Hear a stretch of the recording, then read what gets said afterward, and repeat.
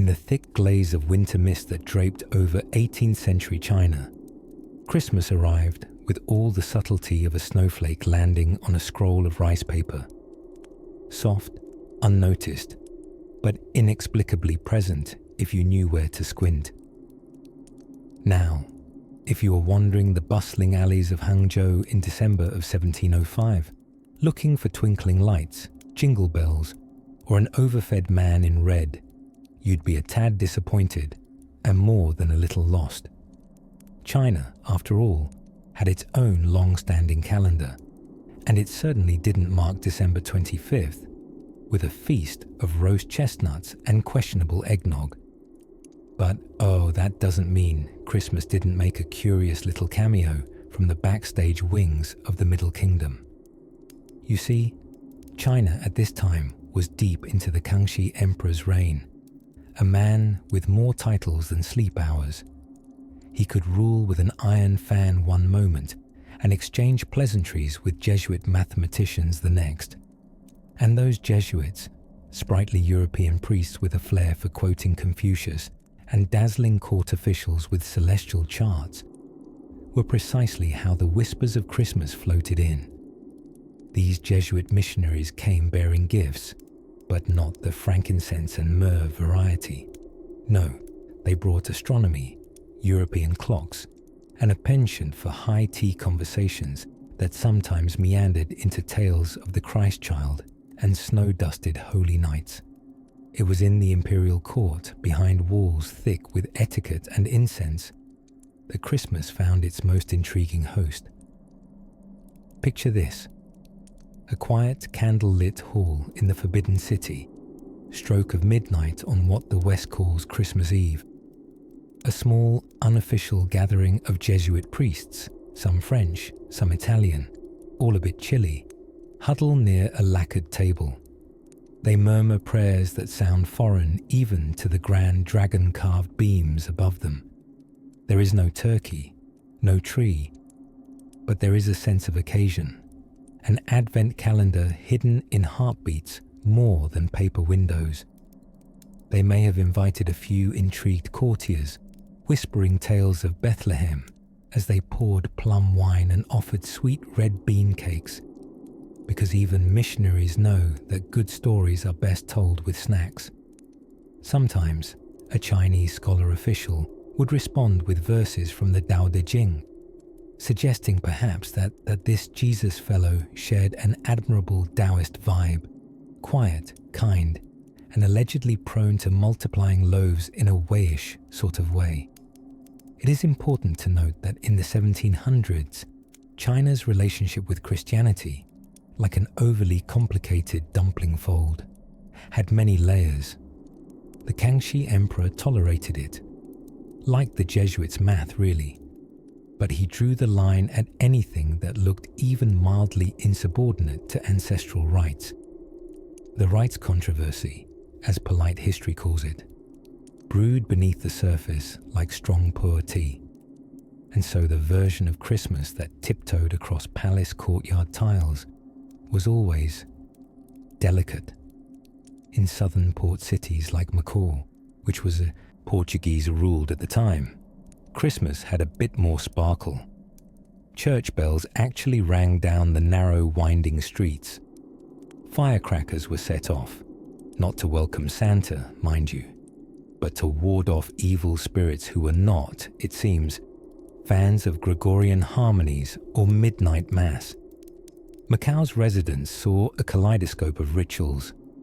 Local Chinese cooks prepared a Christmas dinner that might feature salted fish, lotus-stuffed duck, and papaya soup. Jesus, if he happened to peek in, would have found the meal perplexing, but hopefully tasty. The Portuguese, on the other hand, tried valiantly to assemble nativity scenes, sometimes with papier-mâché camels that looked alarmingly like dragon lions in clerical wigs. One particularly poetic Jesuit wrote in his winter journal of 1708, "Christ's birth this year is celebrated underneath plum blossoms, where silence and incense dwell." He did not specify whether this poetic flourish came before or after coughing up a lung from Guangzhou's famously damp chill. Still, for all its quiet partial celebrations, Christmas in 1700s China was not a source of conflict, nor conversion in droves. It was soft, minor, a sleepy murmur carried westward by sandal-clad missionaries and eastward by whispered stories of a baby born in Palestine under a bright star, perhaps not unlike the stars those same Jesuits helped map in the winter sky charts presented to the court astronomers. If these stories help you drift off, please subscribe to the channel. It would mean the world to me. And before you fully fade into dreamland, I would love to know where you're listening from and what time it is there. Close your eyes now. Somewhere beyond the incense smoke and quiet murmurs, there's a story waiting about how Mandarins reacted when European carolers tried to teach them Silent Night using a guqin. But that can wait. Let the snow or the plum blossoms gently fall. As the moon rose over the distant tiled rooftops of Qing Dynasty courtyards, a sweet hush settled across the dusty streets of 18th century China. The year could have been 1732 or perhaps 1751, years in which powdered wigs were rustling in Europe, while here Mandarins in embroidered robes stepped delicately over ornamental bridges. Christmas, as you might expect, did not exactly jingle its way into the Celestial Empire with sleigh bells and eggnog. No, it crept in quietly, like snow upon a lotus leaf, rare, unexpected, and utterly foreign.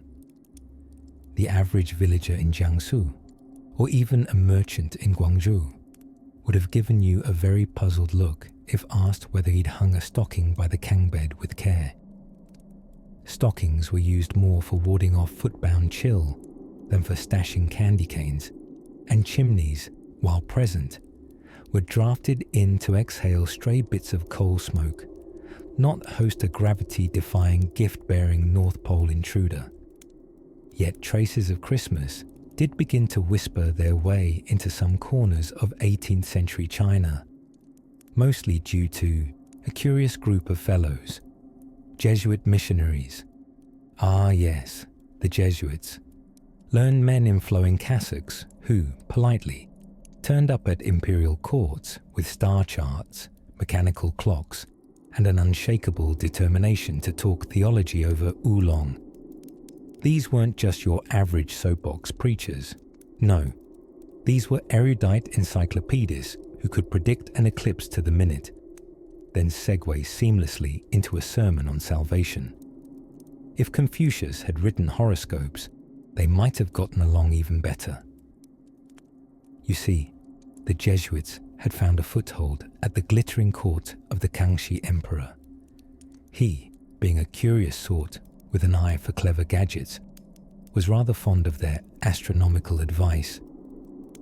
One evening, perhaps after their sundial lesson, and just before a tea-infused astronomical debate, a Jesuit might break out a Latin-tinted tale involving a virgin birth, some shepherds, and one surprisingly navigational star. What an elaborate myth, the curious court official might muse, sipping jasmine tea laced with gentle skepticism. Still, the Jesuits tried. When the cold months rolled in, though, let's be fair, Christmas falls pretty gently in southern China, they would hold small masses in their mission houses. Candles would flicker, Latin hymns would drift into the dark air, and somewhere in the distance, a confused rooster would wonder why anyone was up at midnight. It wasn't quite a Hallmark movie, but in their small way, these little European outposts tried to recreate the feeling of home. Not that the Chinese populace took to it with sleigh rides and figgy pudding. The local communities, especially in major port cities like Macau, might have indulged in a soft curiosity.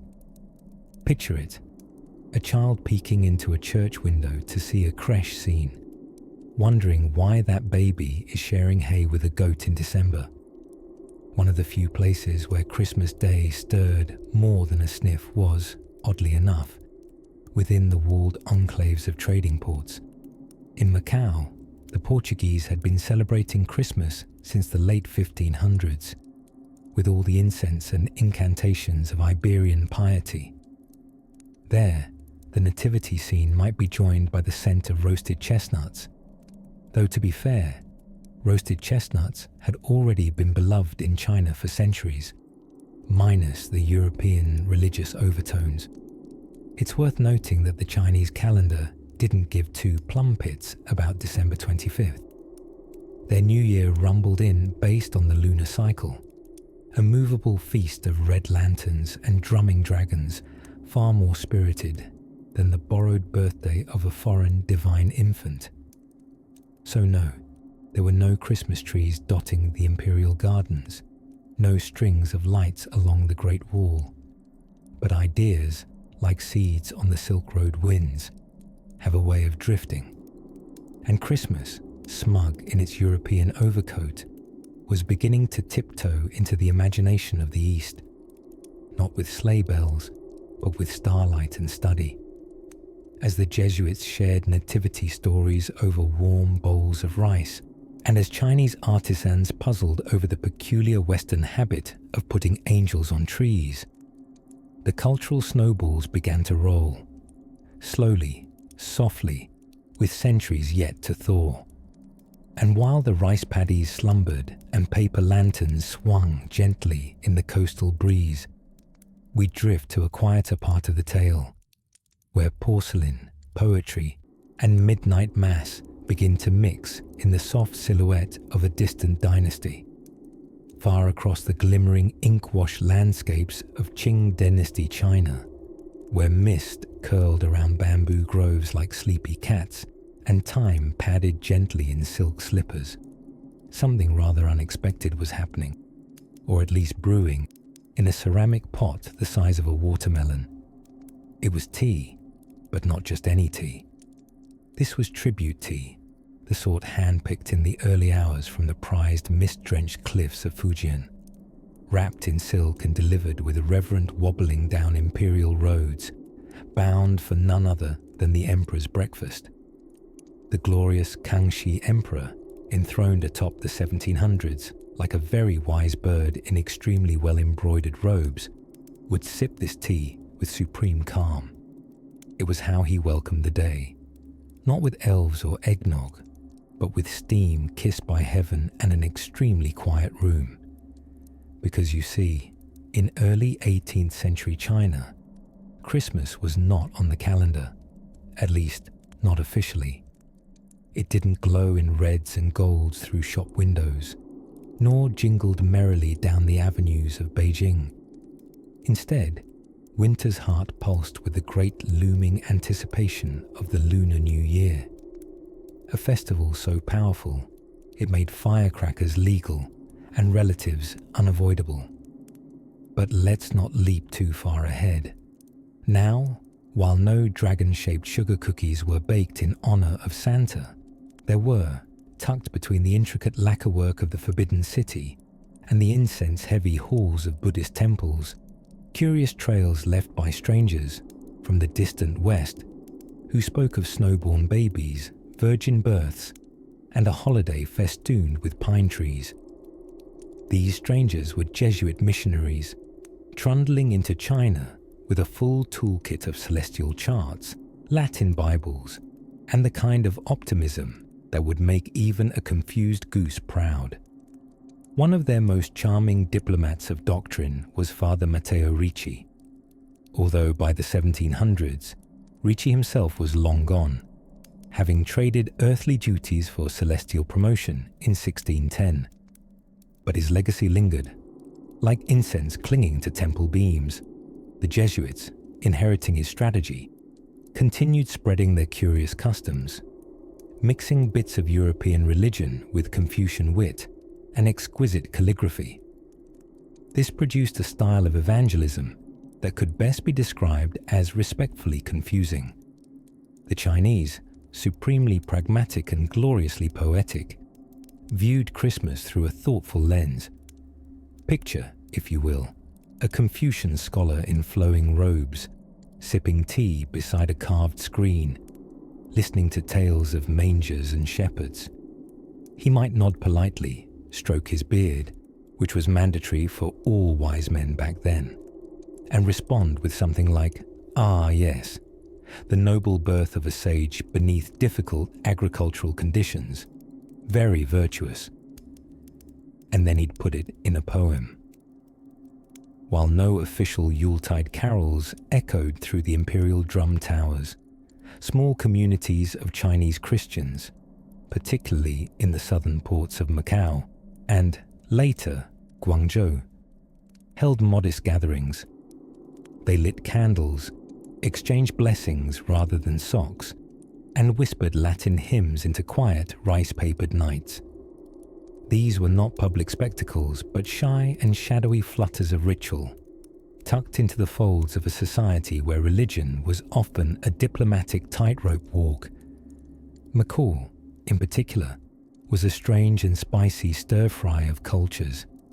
A dash of Portuguese here, a pinch of Chinese there, and always a generous helping of humidity.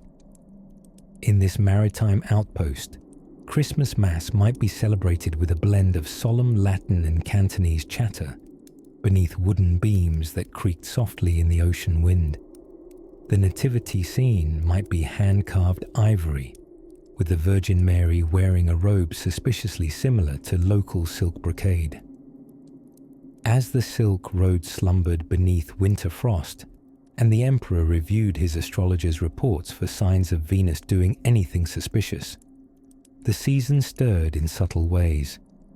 Market stalls shimmered with red charms for the coming new year. Courtyards grew quiet under the weight of chilled air. Cats blinked sleepily on stone walls, and somewhere, behind a paper screen in a tiny southern chapel, a soft chorus rose. Not in merriment, but in memory. Quiet, reverent, odd. There were no stockings, no reindeer, and certainly no novelty mugs shaped like snowmen wearing top hats and vaguely capitalistic smiles. But there was curiosity, there was warmth, and somewhere, amid silk scrolls and star maps, the idea of Christmas, faint, foreign, and faintly fragrant with European oddity, flickered into being. Soon, the breeze would carry stranger things into China, clocks from Switzerland, wigs from Paris, violin concerts from Vienna. Ideas would clink and clatter like porcelain loaded on cargo ships. But before the age of port cities and puzzle box diplomacy fully unfolded, we find ourselves in the quiet lull before change, when even missionaries paused to sip their tea, watching snow fall onto rooftops too dignified to even acknowledge it. And just beyond the horizon, in a little port city with big dreams, December's evening lanterns were about to meet something unexpected and imported. By the time the 1700s were gently unrolling like a scroll of silk across the Middle Kingdom, China was deep in the Qing Dynasty, where emperors wore dragon robes stitched from sunlight, and bureaucracy was taken more seriously than dinner. The holidays, as one might imagine, were less about Santa Claus and more about Confucian virtues and lunar alignments. But let us not get ahead of ourselves.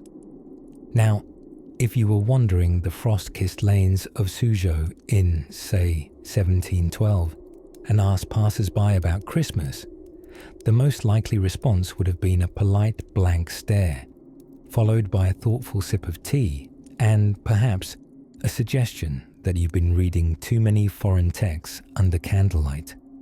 Christmas, you see, was not yet invited to China's winter calendar of festivities, not because it didn't want to be, but because it hadn't quite found the right translator.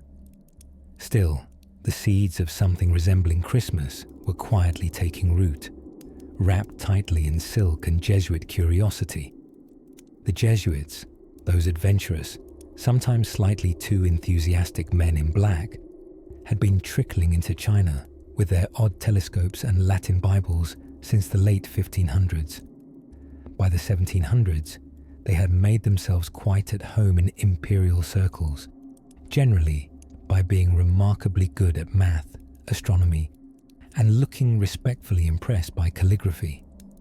One such fellow, Matteo Ricci, though long gone by this point, had left behind a legacy of clever diplomacy and well-timed gift-giving. A man who, for instance, would have likely loved Secret Santa. These Jesuit missionaries, eager to spread the word, but mindful not to cause offense, opted for a subtler approach with their faith. They sprinkled gospel parables among lectures on planetary motion and Confucian ethics. Around Christmas time, they might host a modest feast, tell a nativity story or two, and present a few gifts, though decidedly not wrapped in reindeer paper. Think more along the lines of hand-copied scripture scrolls, plates of winter-harvested sweet potatoes, and maybe a tastefully embroidered crucifix if you were feeling festive. In cities like Beijing, with its icy courtyards and heavy incense fog, these Jesuit lodgings became cozy pockets of Western Yuletide spirit. On December 25th, which does not conveniently align with anything in the Chinese lunar calendar, and was therefore just a rather cold Wednesday, a handful of European residents might gather in quiet candlelit chapels planted discreetly within foreign compounds. There, surrounded by scrolls of Mandarin script and ancient Confucian texts, they would sing carols that nobody else could understand, except perhaps a translator or two, who was secretly learning the words to "O come, all ye faithful," with great philosophical interest. Now, before imagining that Emperor Kangxi himself was leaving cookies out for St. Nicholas, let's slow down for a moment. The Qing court was curious but discerning. Christianity, while occasionally appreciated for its celestial charts and the way it made Europeans unusually honest traders, remained a bit of an oddity. The emperor welcomed foreign knowledge with silk-gloved hands, but was hesitant to adopt foreign religion wholesale, which meant, of course, that Christmas in imperial circles was more of a quiet imported whisper than a communal fireworks affair. Still, whispers travel far. Outside the imperial palaces, in scattered letters home and faded journals tucked inside Europeans' trunks, we find breadcrumbs of an unconventional Chinese Christmas. French missionaries in the Guangzhou region wrote vaguely hopeful notes about local converts celebrating the birth of Christ, albeit without any concept of mistletoe, chestnuts roasting, or the violently sugar-drenched practice of candy canes. If there were decorations, they were likely repurposed. Paper lanterns painted with stars, pine branches brought in for their evergreen scent, rice paper cut into delicate snowflake-like patterns. Though let's be honest, no one involved had seen an actual snowflake. Still, the intention was there. A kind of sentimental collage of two worlds, stitched cautiously together with thread spun from both devotion and polite cultural evasion. As for gifts, those were trickier. When your nearest nativity scene is a 3-month ship voyage away and customs is suspicious of Latin inscriptions, you must get creative. So missionaries gifted what they had: knowledge, medicinal recipes, European-style maps, and occasionally a festive egg tart, which arguably does belong in every Christmas tradition, East or West. And while Chinese locals weren't exactly exchanging presents under a tree, because again, trees weren't inside houses, and certainly not coniferous ones, they were already fond of their own forms of year-end celebration. The upcoming Lunar New Year, brimming with fireworks, feasting, and the obligatory cleaning of everything ever touched, cast a long shadow over any foreign festivities. For the average Chinese family, December 25th was just another chilly day filled with tea, trade, and the occasional mispronounced foreign visitor asking about Jesus. But deep within monastery walls, beneath snow-covered pagodas and star-watching towers, the curious fusion was slowly simmering. Soon, we'll peek inside one such tower, where astronomy meets theology, and a quiet little holiday tries on a Qing Dynasty hat. While the Chinese countryside slumbered beneath frost-bitten rooftops and smoke-threaded skies, a peculiar correspondence fluttered its ink-stained way across the empire. It began, as these things so often do, with a Jesuit and a question, or perhaps more accurately, with a Jesuit trying to explain the concept of Christmas to a Confucian scholar who had never encountered manger scenes, frankincense, or the peculiar Western fondness for inserting pine trees into living rooms. By the early 1700s, the Jesuit missionaries, those tireless Europeans with a passion for astronomy, cartography, and spiritual persuasion, had already nestled themselves into the Ming and, later, Qing imperial courts like scholarly cats in a sunny window. They translated Christian texts into Chinese with all the precision of monastic linguists and peppered their sermons with quotations from Confucius to sound appropriately local. But Christmas was a different beast. To the Qing literati, the idea of celebrating the birth of a foreign prophet with a baby wrapped in swaddling clothes and laid in a feeding trough was at best peculiar, and yet intrigued they were. So the Jesuits adapted. Diplomatic creatures as they were, they hosted quiet little Christmas gatherings within the palatial Jesuit residences nestled near the Forbidden City. Picture it: finely lacquered walls, paper lanterns casting soft shadows, a modest evergreen branch placed hesitantly in a ceramic vase, and several curious Chinese scholars sitting cross-legged on silk cushions, listening patiently as Father Jean-Baptiste Regis recited the nativity story in careful, formal Chinese. Presents were occasionally exchanged, though not wrapped in glossy red paper or tied with ribbon, but rather in simple cloth bundles or elegant scrolls, perhaps a delicately painted inkstone for a friend, or an imported piece of sugar candy from abroad. Sugar was still a novelty.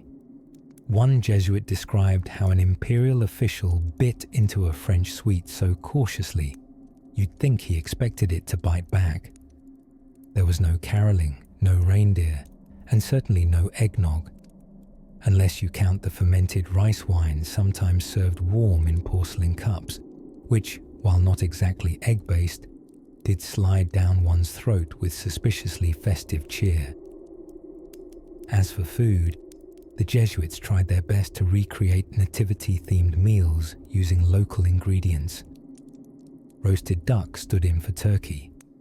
The Yule log cake was replaced with sticky rice puddings molded lovingly into shapes that vaguely evoked manger scenes, though one unfortunate glazing incident led to the baby Jesus being mistaken for a well-fed dumpling. But perhaps the most charming misadventure was the recreation of the nativity play using local opera performers. Accustomed to grand sweeping roles of dynastic betrayal and celestial gods, these actors took to the story of shepherds and wise men with admirable, if slightly bewildered, enthusiasm. The three kings arrived accompanied by cymbals and stilts. A camel, rarely sighted in the back alleys of Beijing, was represented by two teenage boys under a painted horse blanket, one of whom kept sneezing. Still, in the hush of these gentle gatherings, something deeper seemed to stir.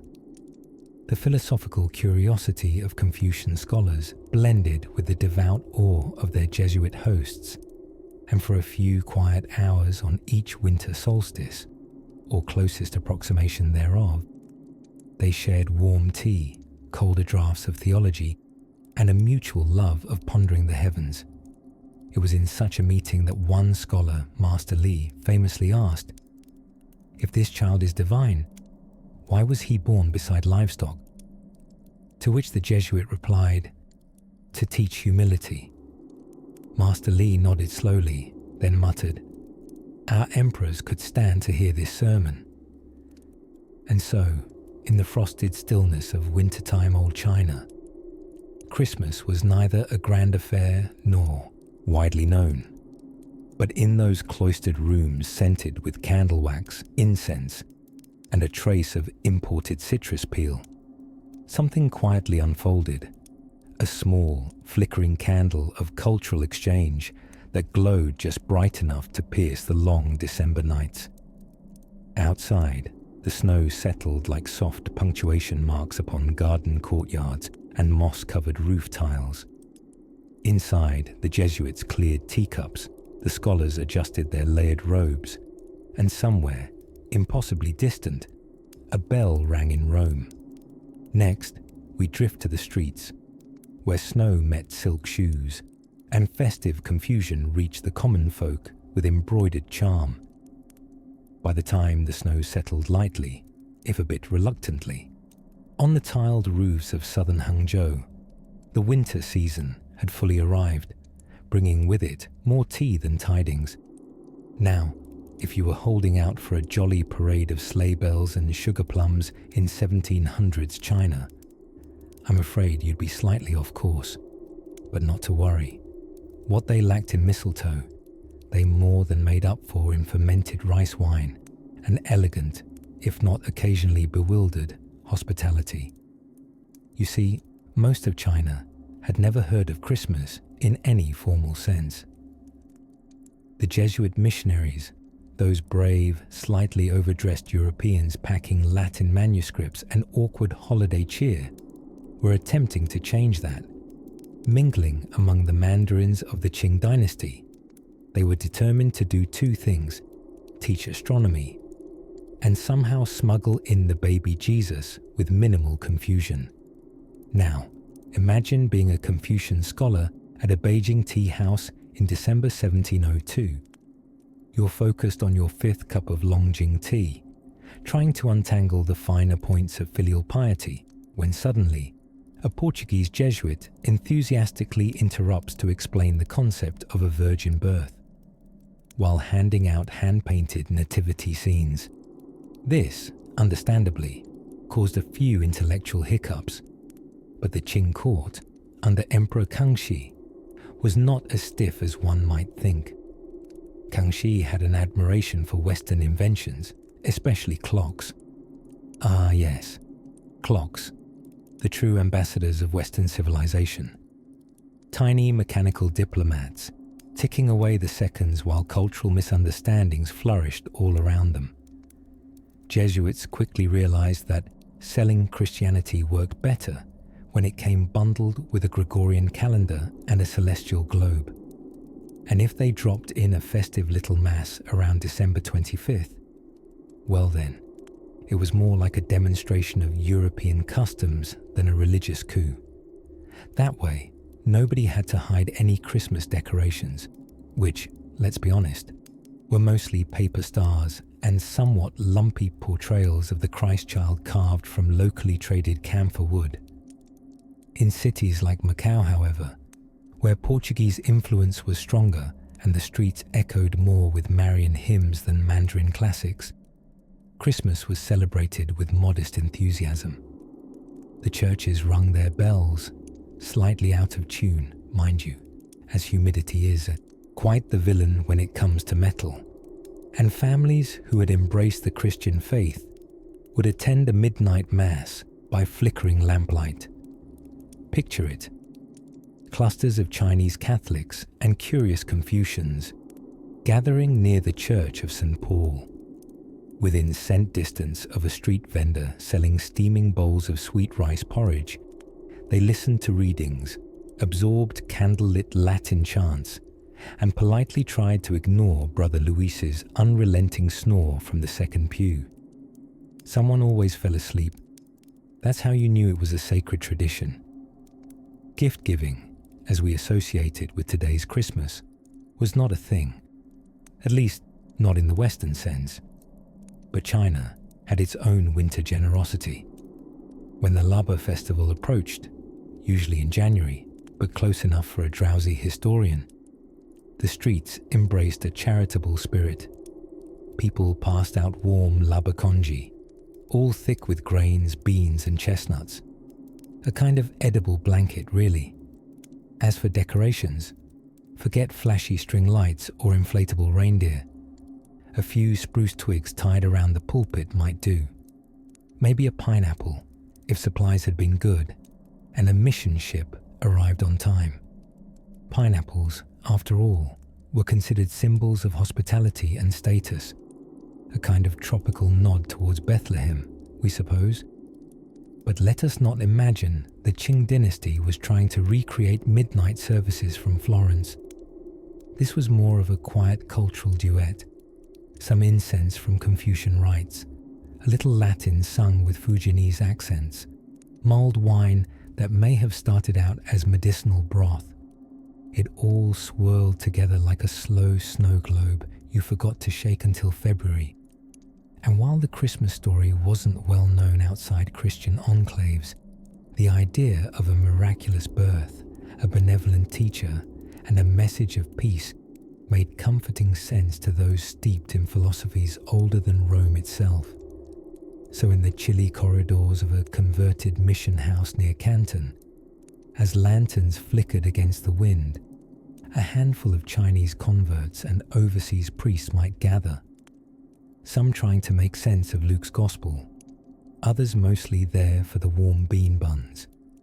And amid the rustle of paper hymn sheets and the scratch of calligraphy on bamboo strips, Christmas took root in a way no one expected. Quietly, like snowfall, you only notice once it's already smothered your sandals. Soon, we'll slip into the delicate world of Qing-Era gift exchange rituals, where presents had layers and wrapping was an art form passed down through dynasties. But for now, let's allow the rice paper doors to close gently and the winter wind to whistle like a drowsy air who through the alleyways. By the time the 1700s cast their powdered wig across the Qing Dynasty, China had already developed a breathtaking expertise in hosting holidays that didn't technically involve Christmas, or in fact, anything remotely resembling tinsel. But for the record, China was absolutely brilliant at tea, mooncakes, ceremonial robes, and auspicious dragons.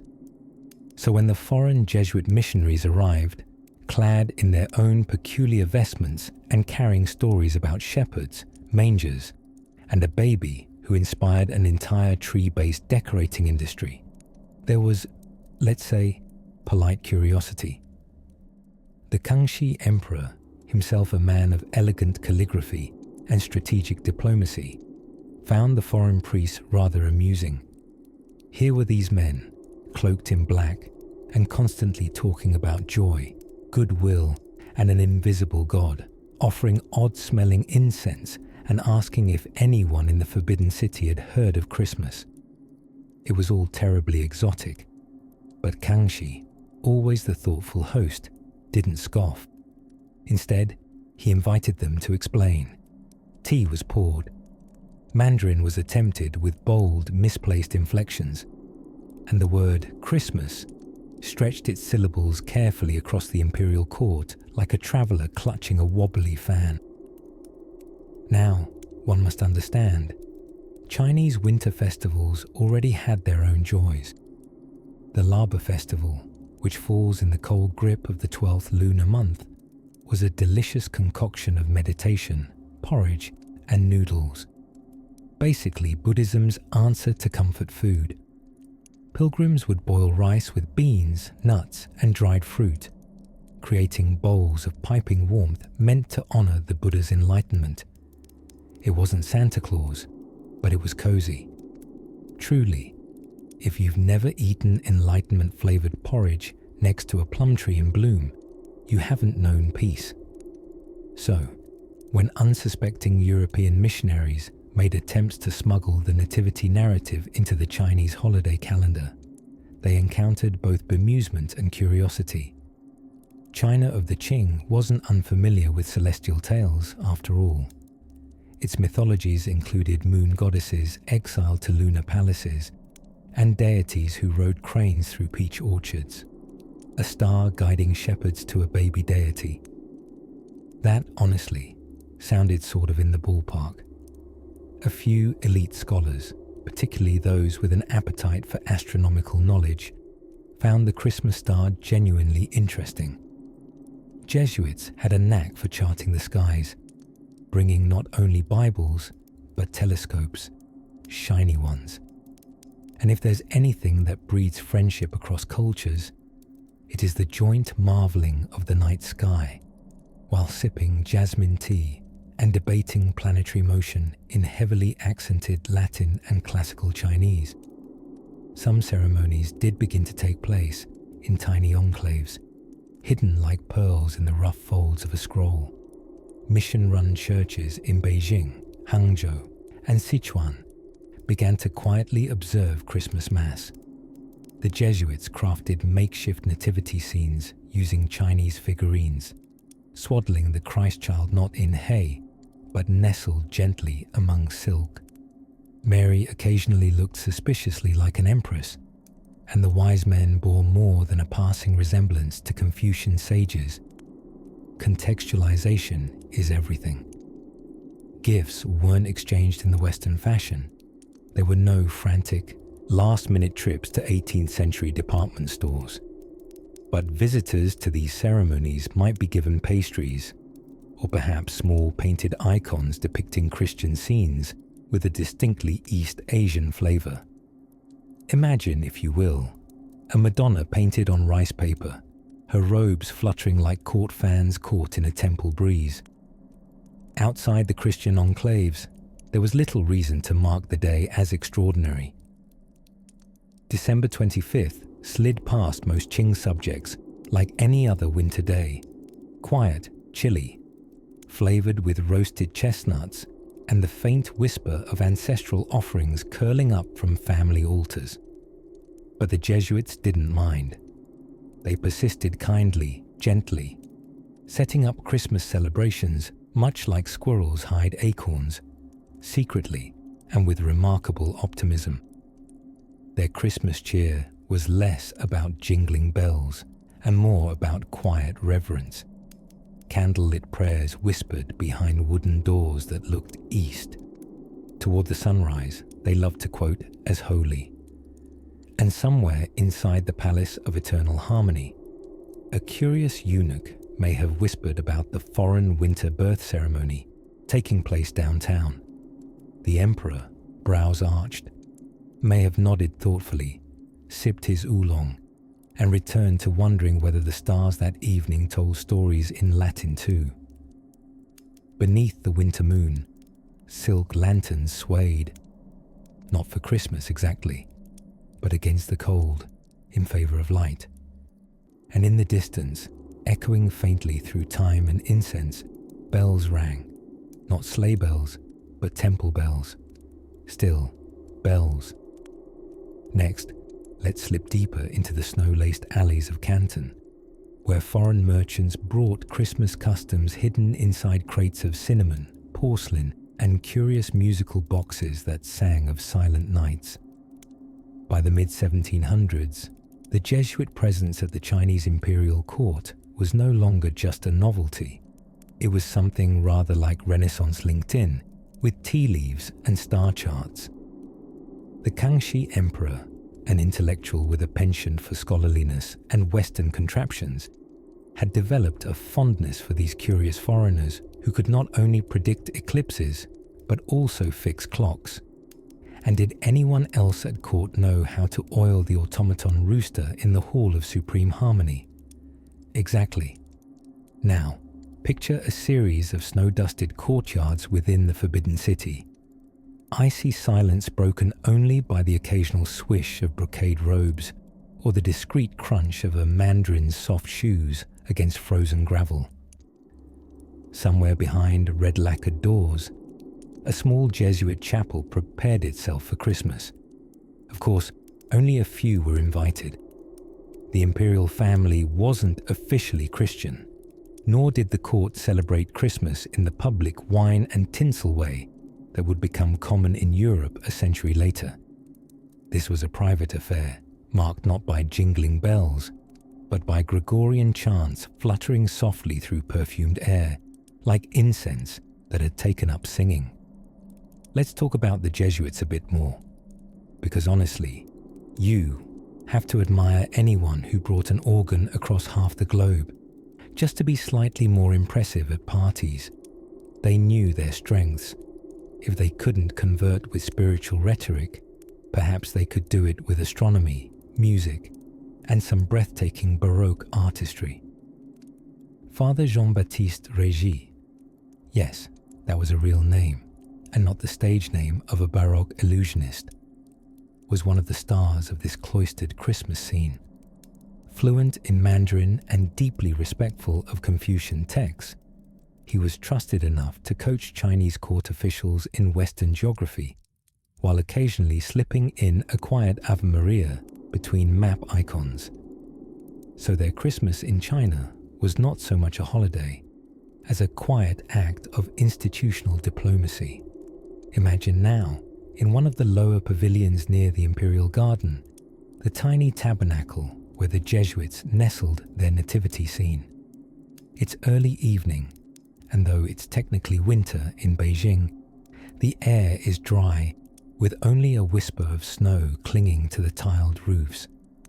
Inside, the candlelight flickers over tiny figures of Mary, Joseph, and an unusually Confucian-looking baby Jesus, crafted, no doubt, by a local artisan who had never seen Bethlehem, but had lots of experience chiseling sage-like features. The music begins, tentative and low. One of the Jesuits, perhaps Father Giuseppe Castiglione, who also moonlighted as an imperial court painter, plays a slow hymn on a small antique organ.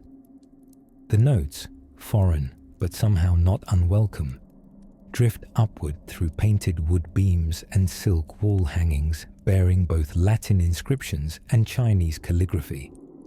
An imperial eunuch, assigned as liaison to these strange men of silver chalices and desk globes, listens politely from a corner.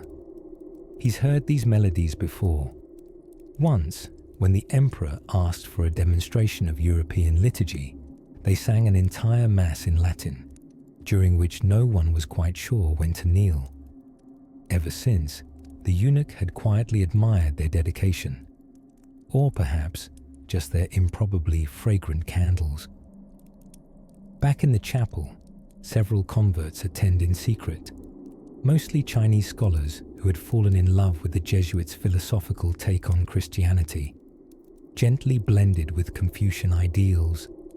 You see, to the Jesuits, Christ was not merely a savior wrapped in miracle and mystery, but a noble sage, something remarkably palatable to those steeped in filial piety and moral hierarchy.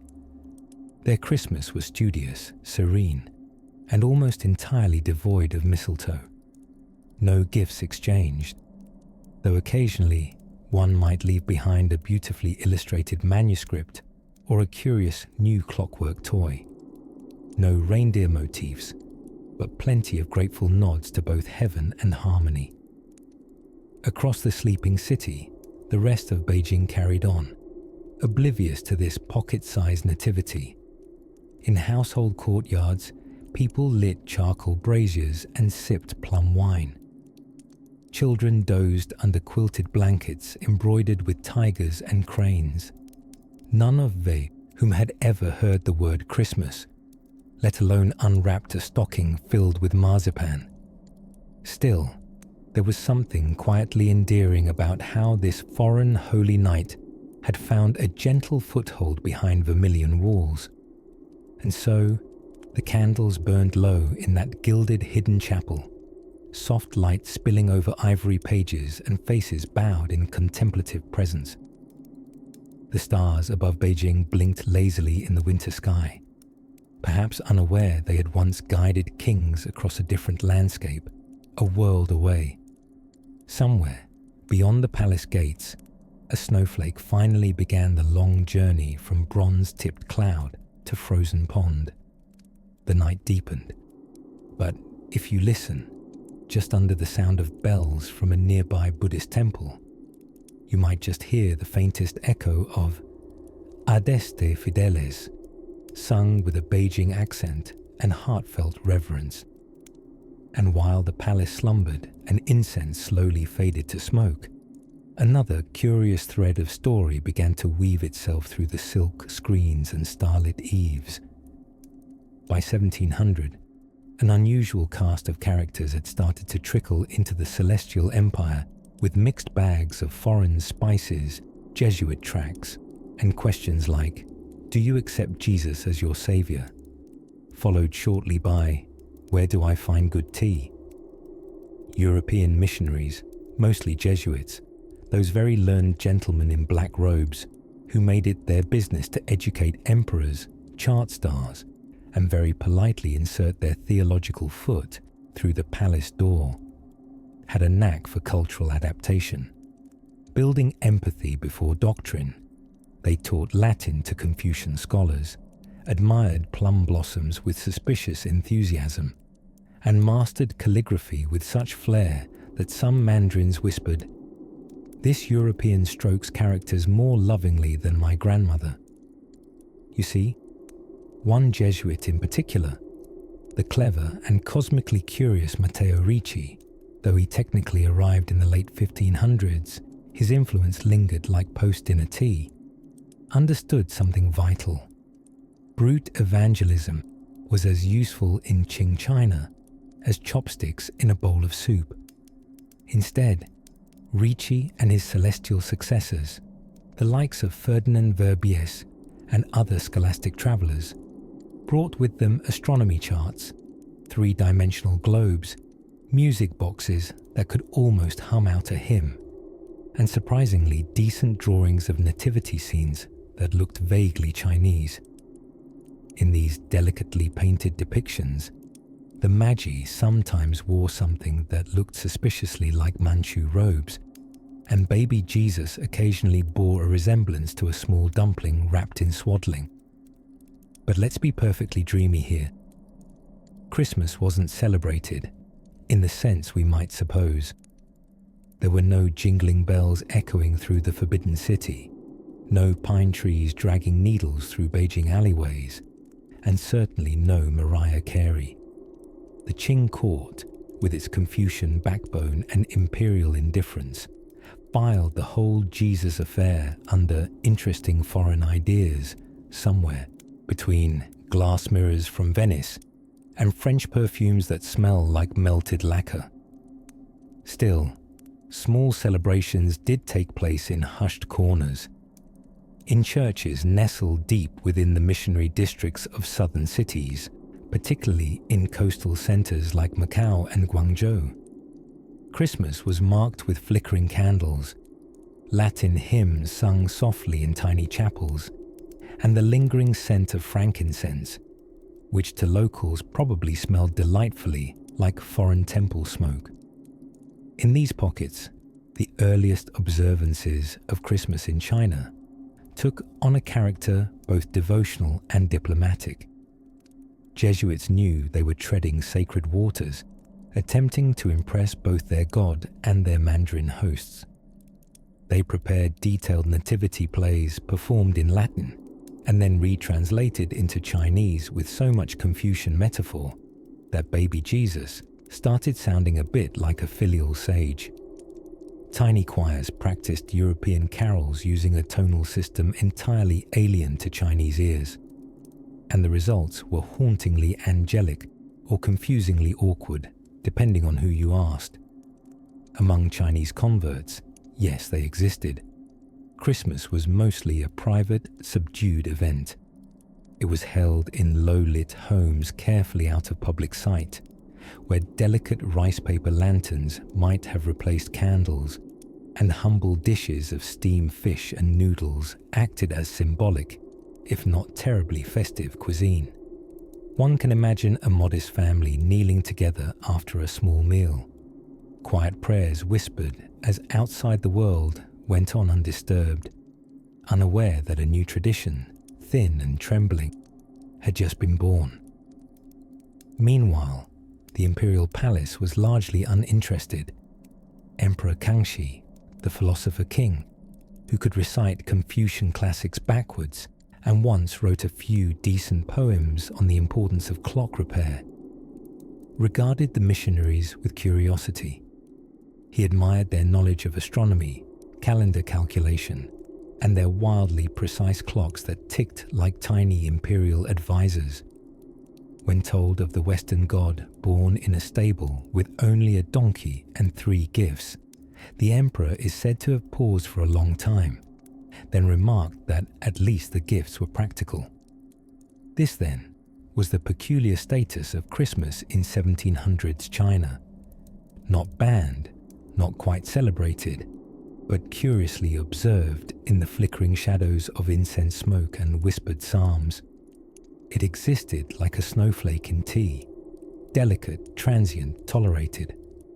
And still, each December, beneath the frosted hibiscus buds and cracked ceramic eaves, a few cautious voices carried out their quiet rituals, unwrapping foreign mysteries with Chinese hands, and dreaming of peace on a land that had already known dynasties, dragons, and a great many dinners.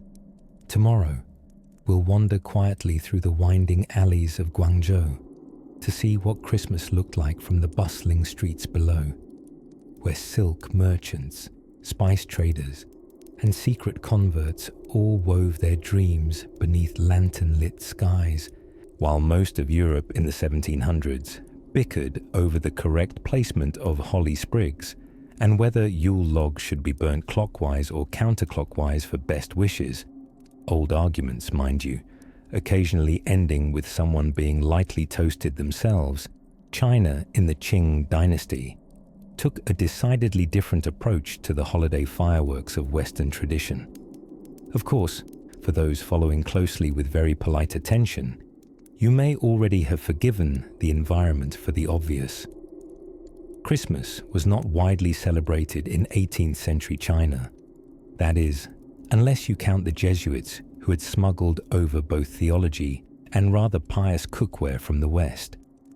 These foreign priests, wrapped in silk robes to better blend with their Confucian curious hosts, attempted to bring both the gospel and gingerbread to Beijing, with mixed results.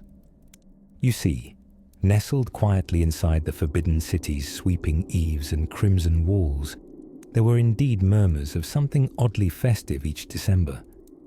By festive, we should clarify, not sleigh bells and mistletoe, but rather quiet gatherings of the small, peculiar Catholic communities permitted to exist under imperial discretion.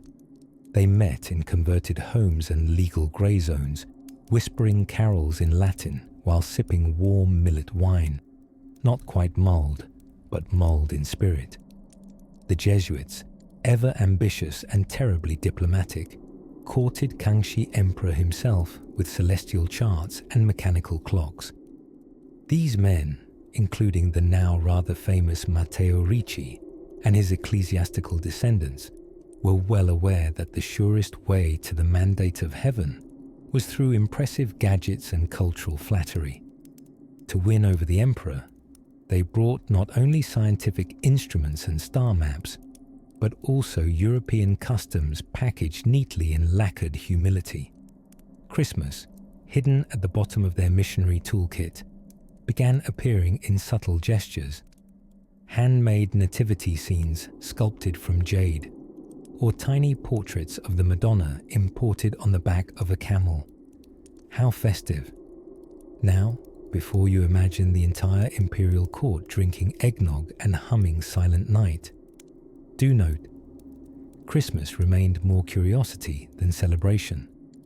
Among court officials, the foreign faith was seen with fascination and just enough suspicion to make it stylish. High-ranking mandarins might peer over a Jesuit shoulder at a painting of the baby Jesus and politely ask why the child appeared so chubby and whether Bethlehem had better rice than Suzhou. A few even dabbled in learning Latin hymns, mostly to impress their friends and confuse their enemies. Gift-giving, the beloved artery of Christmas commerce, made a tentative debut during this time too. But rather than toys or sweaters knitted with questionable affection, these early Christmas exchanges featured more diplomatic grandeur. A Jesuit priest might offer a carved ivory cross to a local magistrate, and in return receive dried sea cucumber, a delicacy more appreciated when you're wearing a powdered wig and missionary robe. In private chapels, tucked behind courtyards of scholarly quiet, a modest nativity might be reenacted, though with characters played by eager converts, whose idea of a shepherd's costume leaned dramatically toward Confucian robes. An angel might carry a silk fan instead of a trumpet. A wise man could arrive not on a camel, but on a borrowed mule suspiciously unimpressed with the role. Interestingly, warm candles, one of the few universal symbols of Christmas, did find a place. Candlelight ceremonies were held, their flames flickering against Chinese scrolls, while harpsichords twanged gently in an accent that puzzled more than it preached. The mingling of incense and sandalwood floated through the air as foreign priests and native believers prayed for peace, and possibly snow, although Beijing's winter did not always cooperate. But if any single smell could define Christmas in China just then, it might not have been cinnamon, but joss sticks, and perhaps a distant sizzle of chestnuts from a street vendor who had no idea he was contributing to international holiday aesthetic. And so, even without Christmas trees or tinsel, and with only the tiniest tinkle of Latin carols lost amid Confucian lectures, the spirit of the season tiptoed in. It was a quiet kind of miracle, like a snowflake sticking stubbornly to a poem. Some miles from the court, in rural villages where even the emperor's edicts might not reach before rice planting season, hints of the Christian celebration traveled by word, by whisper, and occasionally by Jesuit pony express. Missionaries carried faithful sentiments in satchels, layered beside salty pickles, and perhaps a page torn from Matthew's Gospel. There were fewer decorations, but just as many prayers. It is here, in these distant lanes under silver moonlight, where quiet festivities took root, not with trumpet fanfare, but with a peaceful nod among friends and a bowl of something warm, shared in candlelight. And just beyond the hills, as night settled over the rice paddies and bamboo groves, something new began to stir. By the early 1700s in the Qing Dynasty, Christmas in China was still very much a guest, knocking politely at the side door of tradition, perhaps offering a tray of European gingerbread in exchange for some rice wine and a seat by the fire. The Qing court, under the Kangxi emperor, was busy organizing celestial rituals and suppressing the occasional rebellion, so there wasn't exactly a government budget for tinsel. But the Jesuit missionaries, ever the cultural bridge builders, kept the notion of Christmas afloat in their quiet enclaves in Beijing and a few southern cities, like Macau, where the clink of church bells mingled curiously with the clatter of chopsticks and clinking porcelain teacups. These Jesuits, with names like Matteo Ricci and Ferdinand Verbiest, names that sounded like they came with their own small mustaches and Latin hymns, had made quite an impression on the imperial court. They were astronomers, mathematicians, and sometimes, how shall we say, enthusiastic amateur artists. They painted nativity scenes with bamboo in the background and managed, almost miraculously, to make baby Jesus look faintly East Asian, as if he'd been born somewhere between Bethlehem and Suzhou, by way of cultural osmosis. It should be noted that the Kangxi emperor, known for his curiosity and philosophical flexibility, was surprisingly tolerant of the Jesuits. In fact, he allowed them to build churches in Beijing, though always in a cautious, nodding sort of way, like a man saying, "Yes, yes, you may hang your little star, just don't aim it above the palace." And so Christmas, in this odd and delicate form, was celebrated by a tiny population, mostly foreign residents, converts, and the exceedingly polite sort of Confucian scholar who would attend Mass just to see what all the organ music was about. Festivities, such as they were, included small gatherings in church courtyards. Picture it: French wool coats layered over silk robes, incense mingling with the smell of roast duck, and a German missionary loudly attempting to teach a choir of Chinese children how to pronounce Gloria in excelsis Deo, while the children countered by teaching him to use chopsticks without flinging tofu across the room. There were no widespread caroling processions, no public market filled with oversized snowflake ornaments. No one was inflating Santa on a rooftop, a practice which, in fairness, wouldn't catch on even in the West until many years, and one particularly off-brand Coca-Cola campaign later. But candlelight services flickered through Beijing's crisp December air, attracting curious passers-by and startled cats. And inside those churches, Christmas Mass was held using a delightful mashup of Latin and classical Chinese. One of the more amusing tales comes from a Portuguese Jesuit who tried to explain the virgin birth to a group of Confucian scholars. The conversation reportedly lasted 4 hours and ended with the scholars nodding respectfully and concluding that Western logic is mysterious yet radiant. A polite way of saying, we haven't the foggiest, but we admire your conviction. Of course, outside these missions, the average Chinese citizen in the 1700s had little idea what Christmas was, though they were more than familiar with year-end festivals. The Dongji Festival, held in December, marked the winter solstice, with dumplings, sweet sticky rice balls, and familial warmth by the fire. Not Christmas per se, but a spiritual cousin. Part food, part tradition, 100% bundle up its cold energy. In this way, December in China was already subtly predisposed to celebration, even if no one was decking any halls. The Jesuits, ever clever, sometimes participated in local solstice festivals as a sly way of building rapport. Yes, they eat dumplings to welcome the lengthening of days, one priest wrote. And frankly, I too find this a most sensible reason to eat more dumplings. By now, the mingling of East and West was a quiet orchestration. Porcelain nativity figures with distinctly Chinese features, European hymns accompanied by Guqin melodies, and the occasional Qing nobleman attending a December gathering simply because the wine was French and the biscuits curious. Still, Christmas in 1700s China remained a whisper, foreign, fascinating, and fittingly modest for a tale born in a stable amid straw. Somewhere in a frosty Beijing courtyard, a Jesuit priest in fur-lined robes might be explaining Advent to a curious child, pointing to a hand-carved manger while sipping rather unseasonal chrysanthemum tea. And as the lanterns flickered softly in the winter wind, a quiet question remained. Could this distant holiday ever find a home in the Middle Kingdom? As it turned out, it wouldn't happen overnight.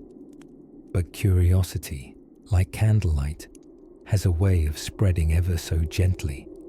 Let's drift now to where melodies and maps would meet next.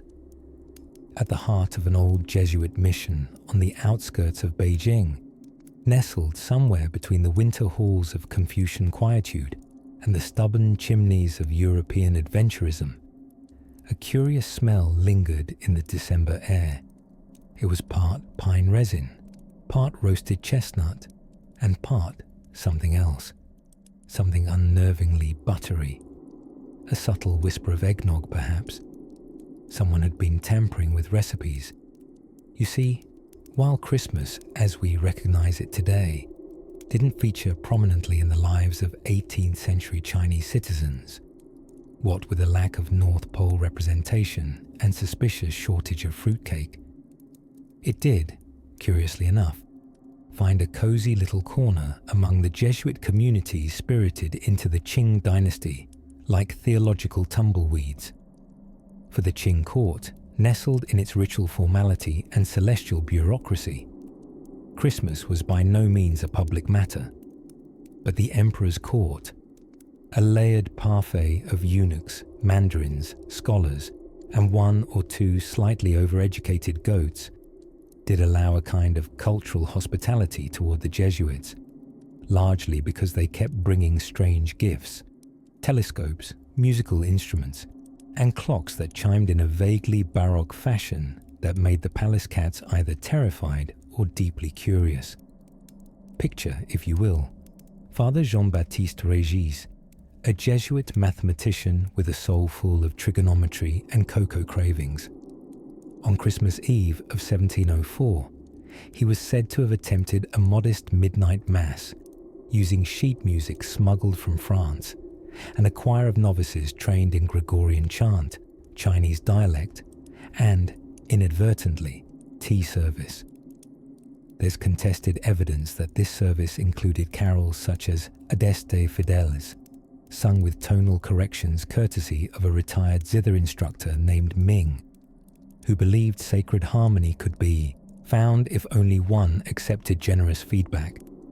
The Mass concluded with solemnity, song, and several bewildered chickens that had wandered in from the kitchen courtyard, no doubt enticed by the strange Western aroma of cinnamon. This blend of religious observance and incidental poultry, and the fact that an imperial official passing by described it as a musical whisper wrapped in incense and poultry panic, may qualify as the first documented Chinese Christmas Mass performed under a Qing Dynasty roof. He did, however, add that the incense was Western and smelled like soap. Following Mass, the Jesuits would exchange small tokens, calligraphy brushes, imported chocolates, melted into abstract shapes by their journey through the Mongolian drylands, and once, a surprisingly intact snow globe depicting a rudimentary nativity scene, complete with a suspiciously French-looking shepherd. But the real celebration came not in wine or revelry, for such things were either prohibited or lost en route, but in the science. Yes, the Jesuits, being polymaths of the prayerful and pointy-hatted variety, celebrated Christmas through the construction of nocturnal clocks and stargazing instruments. They catalogued stars in Christ's honor and misaligned their sundial slightly, just to commemorate the virgin birth. This was done, of course, with the emperor's tacit approval, as he was particularly fond of anything involving astronomy, particularly if it came with graphs. In fact, Kangxi himself had a semi-public fascination with the heavens and calendars, considering them essential to the divine ordering of time. That, and he liked maps, big ones, preferably with dragons, possibly with faint hints of mist. So you have this odd image: scholars in flowing robes debating planetary movements and horological errors, with Jesuit priests dressed like displaced candle vendors, all under the glowing moon of a Beijing December, warmed by fireplaces that were mostly decorative, and sipping hot water because no one had yet figured out the logistics of transporting Westphalian mulled wine across the Gobi. Meanwhile, the average person outside these hallowed halls was far more concerned with practical matters, storing turnips, repairing boots, and politely not discussing the foreign men wearing long black coats who spoke of Bethlehem and brought awkwardly heavy mechanical globes. And yet, a small flicker, a glimmer of jingling, if you will. These quiet celebrations left traces, not footprints of revolution, but delicate fingerprints on parchments and instruments, a testament to how Christmas, even when out of place and out of season, has a way of showing up with a gentle plop. So the winter air in that corner of old Beijing began to hold a strange echo. Bells that weren't bells, stars drawn with deeper reverence, and whispers of nativity in a land of dragons and sage kings. Slightly out of tune, perhaps, but oddly beautiful. And just beyond that mission gate, past the walking scholars and their bound-footed notebooks, the snow began to drift in earnest. As if, somewhere across calendars and cultures, even the weather agreed to try something new. Now, let us walk a little farther, slippered and serene, toward the flickering glow of another room, where whispers, woodblock prints, and a certain ginger-scented curiosity await. By the time winter rolled its frost-tipped fingers over the alleys of Beijing in the 1700s, most of the city's residents were far more concerned with wrapping up in lined cotton coats than pondering the theological implications of a baby in a manger. But nestled within the gridwork of the imperial capital, you could find a curious and quiet gathering of foreign faces and Chinese converts preparing for something entirely uncommon in Qing Dynasty China: a Christmas Mass. Behind the sturdy stone walls of the Church of the Saviour, also known as Nantang, the southern cathedral, Jesuit missionaries, with their flowing robes and stars in the eyes fascination with Confucian text, were orchestrating one of the earliest Christmas services east of the Silk Road. The air smelled of incense and sandalwood, not quite pine trees and cinnamon, but close enough for ecclesiastical government work. The Jesuits, particularly those savvy few who had earned favour at the imperial court, had ciphered out a delicate societal equation. The way to a scholar official's heart was not through sermons, but through calendars. Yes, calendars. And court astronomy. And maybe a precisely calculated eclipse prediction or two. You see, the Qing court was interested in the mechanics of the cosmos. Sunspots, star charts, and the sort of celestial nitpicking that makes modern astrologers look like they're doing improv.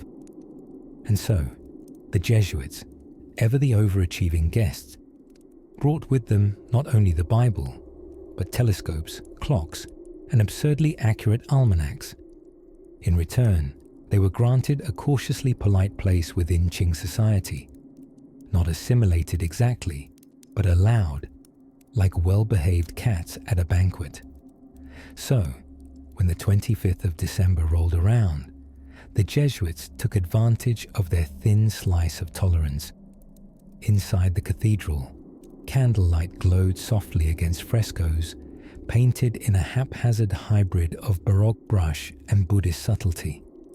There were hymns, chanted with gentle European rhythms adjusted for ears more accustomed to Guqin and Erhu.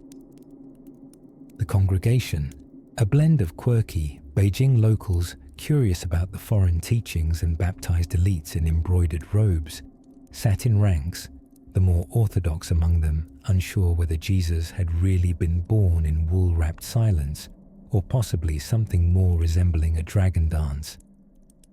Gifts were not exchanged in the modern Yuletide fashion. After all, the notion of wrapping presents was still several centuries away from being weaponized by Western commercialism. Instead, the gifts were more philosophical in nature: shared texts, translated scriptures, quiet apologies for doctrinal confusion, and a mutual curiosity that kept the midnight air alive with intellectual sparks despite the cold. And the food. Ah, the food. Forget gingerbread houses and eggnog. After the Mass, there might be a gathering over simple fare. Rice, of course. Dumplings always. Perhaps even a roasted duck if the cathedral's bursar had managed a good trade at the market. The missionaries often tried to make symbolic dishes using whatever ingredients they had on hand, such as crafting tiny manger scenes from steamed buns, an effort that was both adorable and, tragically, irreversibly soggy. Meanwhile, the emperor himself, whether it be the ever-reflective Kangxi or the poetry-loving Qianlong, was likely unaware of the exact date of Christmas. These were rulers who honored the mandate of heaven, wrote verses about plum blossoms in the snow, and maintained enormous rosters of court ritual that left little space for nativity plays. And yet, they did tolerate the Jesuits for their usefulness, as long as they didn't cause trouble, or insist too loudly that everyone believe in a three-in-one deity concept that baffled Confucian logic no end. In a way, Christmas in 1700s, China was neither a holiday nor a spectacle. It was a sort of flickering candle in the dim corner of a vast hall, a whisper of Western celebration woven into a Confucian tapestry, ornamented not with Santa or sleigh bells, but with curiosity and tolerance. And as the bell of the cathedral solemnly marked the passing hours, one couldn't help imagining what Christmas looked like elsewhere in the Qing Empire, perhaps far to the south, where trade winds carried whispers of Portuguese customs, or in the inland towns where missionaries had wandered with stars in their pockets. But for now, let us drift further west, beyond the cathedral's candlelit sanctuary, and into another realm of the Qing winter, where Jesuits tried, with varying degrees of success, to explain Christmas to scholars who preferred their metaphysics with footnotes. If we listen closely to the rustling bamboo and the soft hum of a silk robe brushing against a lacquered floor, we might detect an unusual clinking sound, not the rattle of coins, nor the metallic chime of ceremonial bells, but something far more foreign to a Qing Dynasty tea hall: glass ornaments. Though highly unlikely and rather anachronistic, let's allow ourselves the small indulgence of imagination, because tucked into the folds of 18th century China were not just mandarins and mandarins, the citrus and the bureaucrats, but also interactions, brief, glimmering, between East and West. And sometimes those came with the faint scent of clove-studded oranges, and possibly, if you were very lucky, some German carolers lost on the Silk Road. Now imagine it's late December in Canton, circa 1783. Today, we call it Guangzhou, but back then, the British East India Company simply called it that place where we desperately want more tea. Inside the foreign traders' enclave known as the 13 Factories, a curious event unfolds. A group of Jesuit priests, those unsleeping emissaries of Christ and astronomy textbooks, have gathered with their silk-robed Chinese hosts. They aren't exchanging reindeer sweaters, though one can dream, but they are nibbling sweet buns and sipping a surprisingly competent kumquat-infused punch. No mistletoe, but certainly scholarly rapport. Christianity had arrived in China centuries earlier. The Jesuits were clever. Even the Ming Dynasty had begrudgingly admired their mathematics. By the time Emperor Kangxi took the throne, he had granted them more than passing tolerance, partly because no one else seemed to understand how to calculate pi past the first several digits. This mathematical diplomacy meant that, although Christmas wasn't celebrated across China, there were small pockets, like warm embers glowing in the snow, where Christmas rituals flickered into life. Picture, if you will, a dimly lit chapel behind foreign quarters in Macau. It's December 25th. There's a wooden altar carved by local artisans trying to guess what an Italian angel is supposed to look like based on rough instructions and exactly 0 pictures. Incense curls into the air, a blend of Catholic frankincense and Chinese sandalwood, creating a scent I like to call salvation with a hint of chrysanthemum. Behind the altar, lit modestly by candles and a hopeful oil lamp, you might just spot a small nativity scene, baby Jesus bearing a suspicious resemblance to the merchant's baby left in a basket near the river last month. Did these ceremonies matter on a grand imperial scale? Not in the slightest. The Qing court had more pressing issues, like maintaining the mandate of heaven or wondering why the British kept asking for most favoured nation status with the desperation of a raccoon at a lacquerware shop. But these micro-celebrations mattered to those far from home. They offered familiarity in a world where rice came in soup, snow rarely fell, and pine trees were harder to find than a sympathetic customs official. Back in the Forbidden City, Christmas was completely absent. Unless you count the court astronomer, usually a tolerated Westerner with a Jesuit haircut, quietly marking December 25th on his celestial calendar with a little star and a whisper to St. Nicholas. No carols echoed through the gardens, no gingerbread houses, just the steady rhythm of imperial duties, the crunch of frost on stone, and possibly a faint memory of mulled wine in the astronomer's distant brain. And yet, things blend. Cultures slosh into each other like tea into a cracked porcelain cup. The Chinese, being industrious inventors and curious hosts, occasionally borrowed aesthetic oddities. A painted winter scene here. A Western hymn hummed absent-mindedly there by a Chinese convert who once studied Latin with a monk who made magnificent almond cakes. Small things, whispered histories. So while Christmas in 1700s China was not a roaring affair, not even particularly candlelit, it was still tucked away in alcoves of cross-cultural curiosity. Not a season, but a flicker. Not a festival, but a footnote. Handwritten carefully in a diary that no one expected to survive the monsoon. And in the factories of Canton, among the tea chests and pigeon cages, a French priest might lift a cup of warm rice wine, gaze into the cold pearl grey sky, and say, in a tone both reverent and wistful, Bon Noël, and may the customs inspector overlook the contraband cheese. As the lanterns dim and the distant bell of a monastery sounds the slow turn of evening, let your thoughts drift further inland, to a place where the snow never falls, yet winter still finds a way to creep into the heart. In the still hush of a Qing Dynasty winter evening, with the moon casting a soft glaze across the yellow-tiled roofs of northern China, a curious figure might be found milling about the imperial gardens. No, not the emperor himself, and not another swooping crane with a philosophy degree. Instead, imagine a Jesuit missionary wrapped in fur-lined European robes, looking mildly baffled but determined, clutching a scroll he's titled, loosely, Suggestions for Festive Protocols Amongst the Heavenly Kingdom. You see, by the middle of the 1700s, over a century into their cultural diplomatic adventure, the Jesuits weren't just spreading Christianity, they were also becoming somewhat accidental party planners.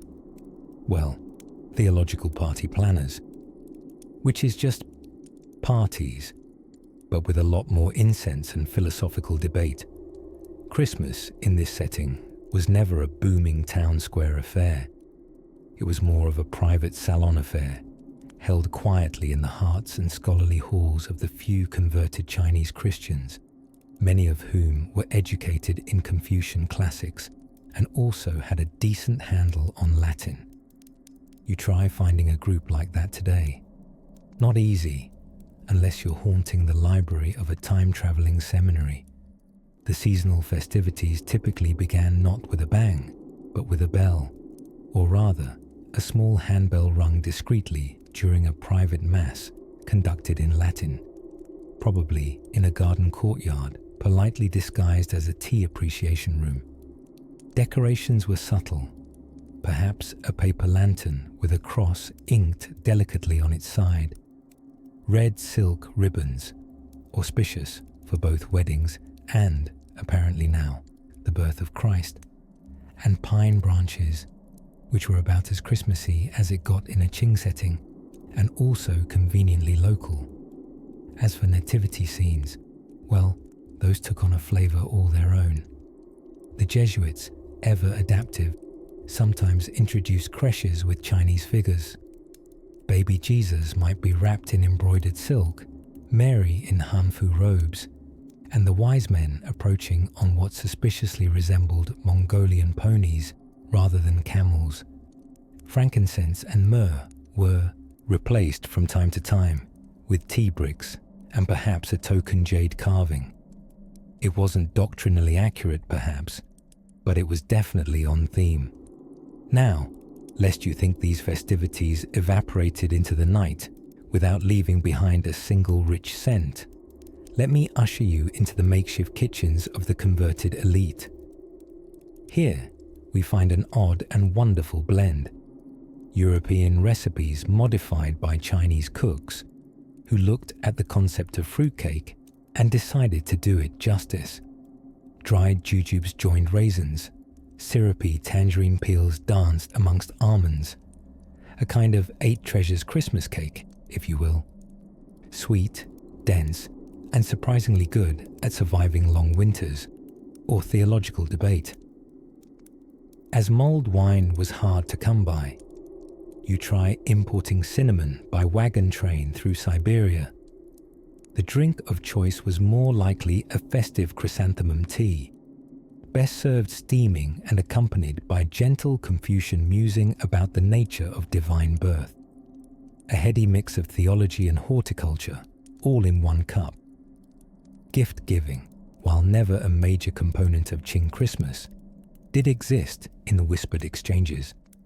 Small items, perhaps a carved cross, a folded poem written in honor of the Virgin Mary, or an embroidered handkerchief with Western alphabets sewn wonkily by enthusiastic but unsure fingers, were shared discreetly, tucked into sleeves or left atop scripture scrolls. It was not so much about surprise or abundance, but about reverence and quiet joy. The imperial court itself, there we have nuance. While Emperor Qianlong found the Jesuits fascinating and allowed them rare access to court life, he was also a Confucian scholar with a tight leash on ideological importation. So Christmas found its royal place not in palace decrees or dragon-emblazoned firework displays, but in quiet moments. A brush scroll commissioned anonymously, a hymn hummed behind silk screens, and astronomical observations secretly aligned with the stars over Bethlehem. And thus, Christmas in 1700s Qing China was less of a celebration and more of a symphony whispered in minor keys. A hush of incense, the rustle of silk, and the gentle thrum of shared mystery in a land that watched the snow fall with poetic eyes and celestial ambition. As the candle burned lower in a scholar's den, revealing inked diagrams of both the moon's path and the genealogy of King David, the hush of winter deepened, and with it, the stories whispered on. Stories not just of Christ, but of connection, curiosity, and a belief that two worlds, Eastern and Western, might yet decorate the same tree. Now, in the next flicker of flame, we drift toward a more unexpected corner of this tale, where Christmas found its way into a most peculiar publication. In the shadowed alleys of 18th century Guangzhou, where barrels of tea steamed by day and silk draped from wooden beams like tired clouds, December was more fragrant than festive. Pine trees didn't glitter, fireplaces didn't crackle, beneath line dancing stockings, and the idea of a rotund man in red coaxing himself down a chimney would have been met with the polite kind of concern best reserved for drunk uncles or lost missionaries. But something was stirring, Not exactly holiday cheer, more like cultural curiosity, delivered in wooden crates and tied with hemp rope. European merchants, primarily Portuguese, British and Dutch, had been clustering along China's coast like nautical barnacles ever since the Ming Dynasty cracked open a window to the west. By the 1700s, these traders weren't merely shoving porcelain into their ships and sailing home teacup rich. They were bringing glimpses of their own calendars, customs, and unexplained attachments to roasted birds. And so, one winter's eve, which was probably more humid than crisp, a Catholic priest in Beijing held what may well have been one of the earliest Christmas masses on Chinese soil. Jesuits, with their penchant for astronomy and silk, had gained a curious amount of traction at the imperial court. The Kangxi emperor, cleverer than a fox in a scholar's robe, welcomed their knowledge of star maps and mechanical clocks, and tolerated their declarations of virgin births and frankincense with the patient grace of a man who had to rule over millions and still find time for poetry. The Jesuits, tactful fellows, wore Confucian robes and sprinkled their sermons with Mandarin idioms. They also adjusted nativity scenes slightly. In some Chinese depictions, Mary and Joseph look suspiciously like local mandarins, and the stable could pass for an old tea house. Horses replaced camels. Baby Jesus didn't mind. He was very advanced for his age. In the port cities where foreign enclaves buzzed with the salty hope of commerce, Christmas was an awkward but earnest event. On December 25th, a handful of expats might gather in smoky trade houses, singing carols in the off-key unity of homesick merchants, while Chinese staff looked on, smiling politely and not entirely sure whether the goose was undercooked or simply Western. There were no candy canes, but plenty of candied fruit. No reindeer, but a rather festive goat once wandered into a warehouse in Macau and, by sheer charisma, ended up with a ribbon and the honorary name of St. Cloven Hoof. The Dutch were terribly impressed. Gift-giving wasn't yet contagious. Among Confucian scholars, the idea of wrapping up a novelty wig or a tin soldier and handing it over with a smug grin didn't quite align with the dignity of Li, the code of ritual decorum. Presents in imperial China were usually practical, tasteful, and not wrapped in glittery paper unless one enjoyed being frowned at by everyone from your grandfather to your ancestors. Still, there was overlap. The concept of filial piety had long included generous gestures, oranges, scrolls, fine tea, exchanged not for surprise but for substance. And so, in a way, the giving spirit of the season was not entirely foreign, just less jingly. In imperial records, there's no mention of Christmas disrupting court rituals. Confucius was not dethroned by Rudolph, but scattered through merchant letters and missionary diaries are quiet notes about the season. An improvised nativity scene in Nanjing, a boat on the Pearl River strung with paper lanterns in lieu of fairy lights, mulled rice wine mistaken for medicine. In one town, a Chinese convert baked something he called Yesu Bing, Jesus cookies, using soy flour, ginger, and holy optimism. Reviews were mixed. So Christmas in 1700s. China might not have smelled like cinnamon or echo with sleigh bells, but it did echo with curiosity, with new traditions poking their heads into unfamiliar rooms and being greeted not with suspicion, but with studied interest and cautious hospitality. A foreign celebration, interpreted through 1,000 lacquered filters. It wasn't a holiday, not really, but it was something. And in the next hush of winter aroma and ceremonial incense, we drift deeper into the capital, where a Christian astronomer, a confused Mandarin, and a Christmas star meet beneath a sky full of meaning. The Chinese court never quite celebrated Christmas with jingling bells and elf-shaped cookies. In case you were harboring the dream of a Qing Dynasty Santa riding a dragon sleigh through the snow-covered rooftops of Suzhou. But by the mid-1700s, something curious began to happen within the quieter chambers of the Forbidden City and the tree-lined avenues of Jesuit missions scattered across southern China. Christmas, like so many foreign oddities, arrived politely, took off its shoes, and adapted to the room's aesthetic.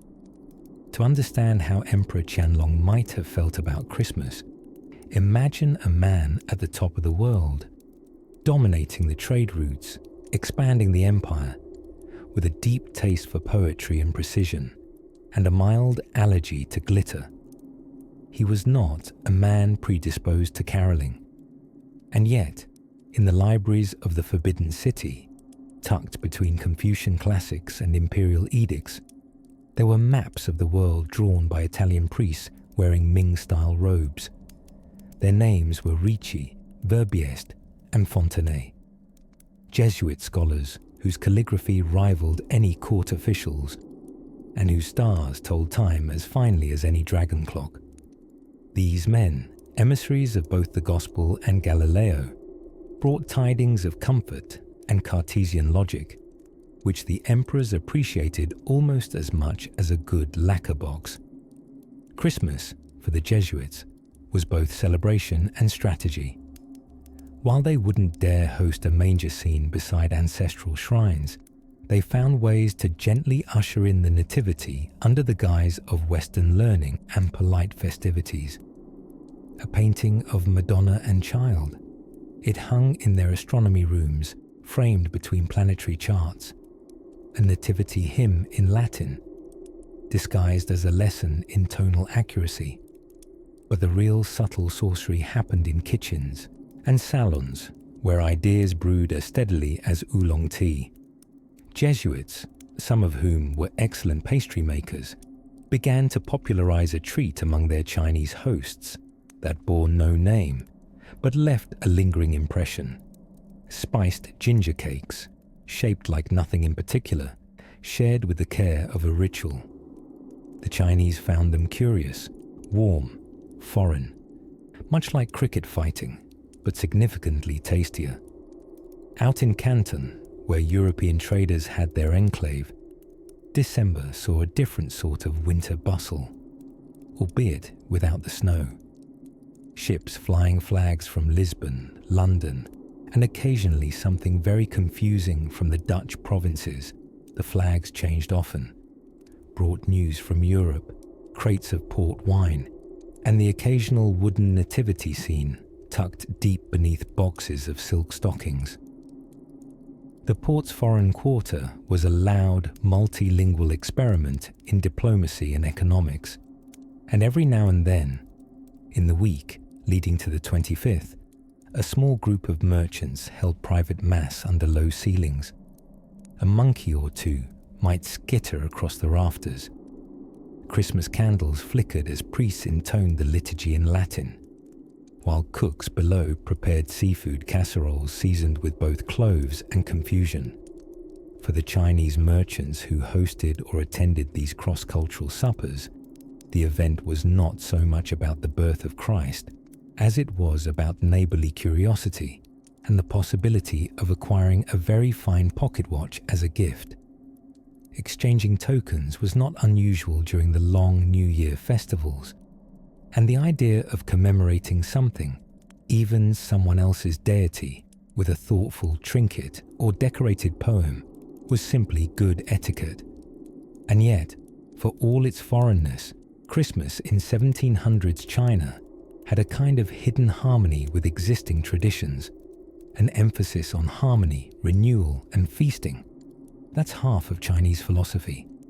A time to reflect quietly, share warmth, and eat well under winter skies. That might as well be a Tuesday. The Catholic missions designed their churches to look like local buildings. No Gothic spires, just tiled roofs and wooden beams. It was said that when the bells rang on Christmas morning, the sound mingled easily with temple gongs in a shared winter melody. No one was converting under duress, officially anyway, and Christmas here was less a revolution than a warm ripple in the stillness of carved jade. Even so, word of Western holidays rarely reached beyond the port cities and imperial courtiers. Most farmers in Sichuan or coppersmiths in Anhui couldn't tell a carol from a Confucian ode. Still, somewhere in the hush between snowless fields and a Jesuit altar, a candle flickered.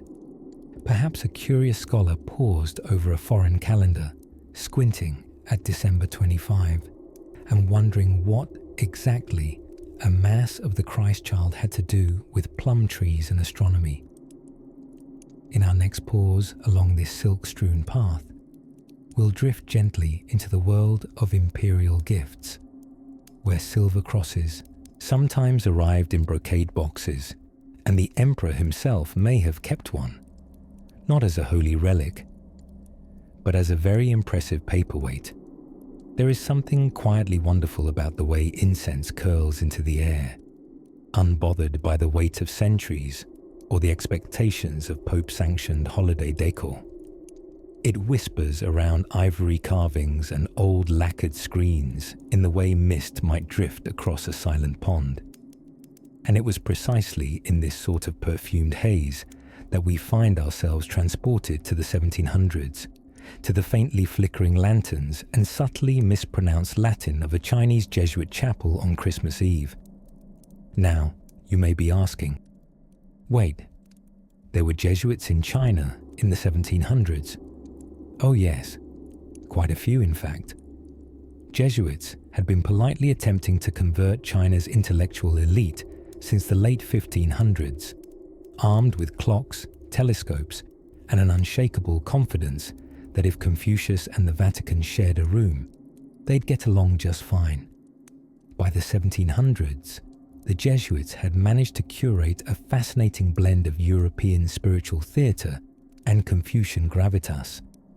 One could attend a Christmas Mass in Beijing and find oneself momentarily confused by the sight of Taoist scholars in velvet robes nodding along to Latin hymnals, while eunuchs borrowed phrases from Aquinas whenever philosophical debates went slightly too far into the wine.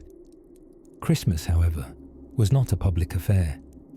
It unfolded quietly behind compound doors, small, secluded chapels where candles were lit in porcelain bowls shaped like lotus flowers, and where paintings of the Nativity were hung beside ink scrolls bearing quotations from the Analects. There was no shouting of Merry Christmas, no pine trees hoisted in marketplaces, and Supreme Emperor Kangxi certainly did not don a fur-trimmed hat and slide down a pagoda. In one of these quiet enclaves, deep within a residential district of Beijing, a French Jesuit named Father Benoit carefully arranged his tiny crèche scenes beside a bonsai. The figures were hand-carved from soapstone, sent from Macau by boat and camel, and bore expressions so dramatically pious they may have given the Virgin Mary a case of chronic jaw tension. A lone Chinese assistant, surnamed Liu, observed this with mild amusement. "Why do you put tiny people next to a tree?" Liu asked. "And why is the donkey so miserable?" "It's a stable," Benoit explained patiently. "The Christ child was born in humble circumstances. That's the donkey of humility." "It looks like the donkey of severe back pain," Liu muttered, and went back to grinding ink. Later that evening, the chapel filled with the gentle hum of hymnals sung in both Latin and a surprisingly elegant attempt at Mandarin.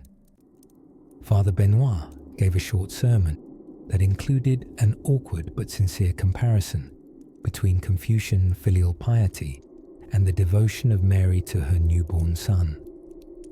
There was a lot of nodding, even if several attendees were more interested in the after-service mulled rice wine and sweet bean cakes shaped like stars.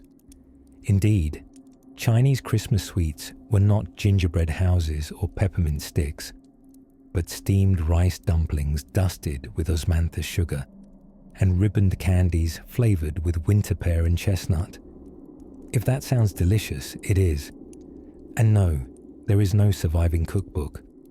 We're forced to imagine biting into one of those red bean star puffs while sitting under a sky the color of warm porcelain, listening to a carol sewn together from ocarina, guqin, and candlelight. Decorations were subtle.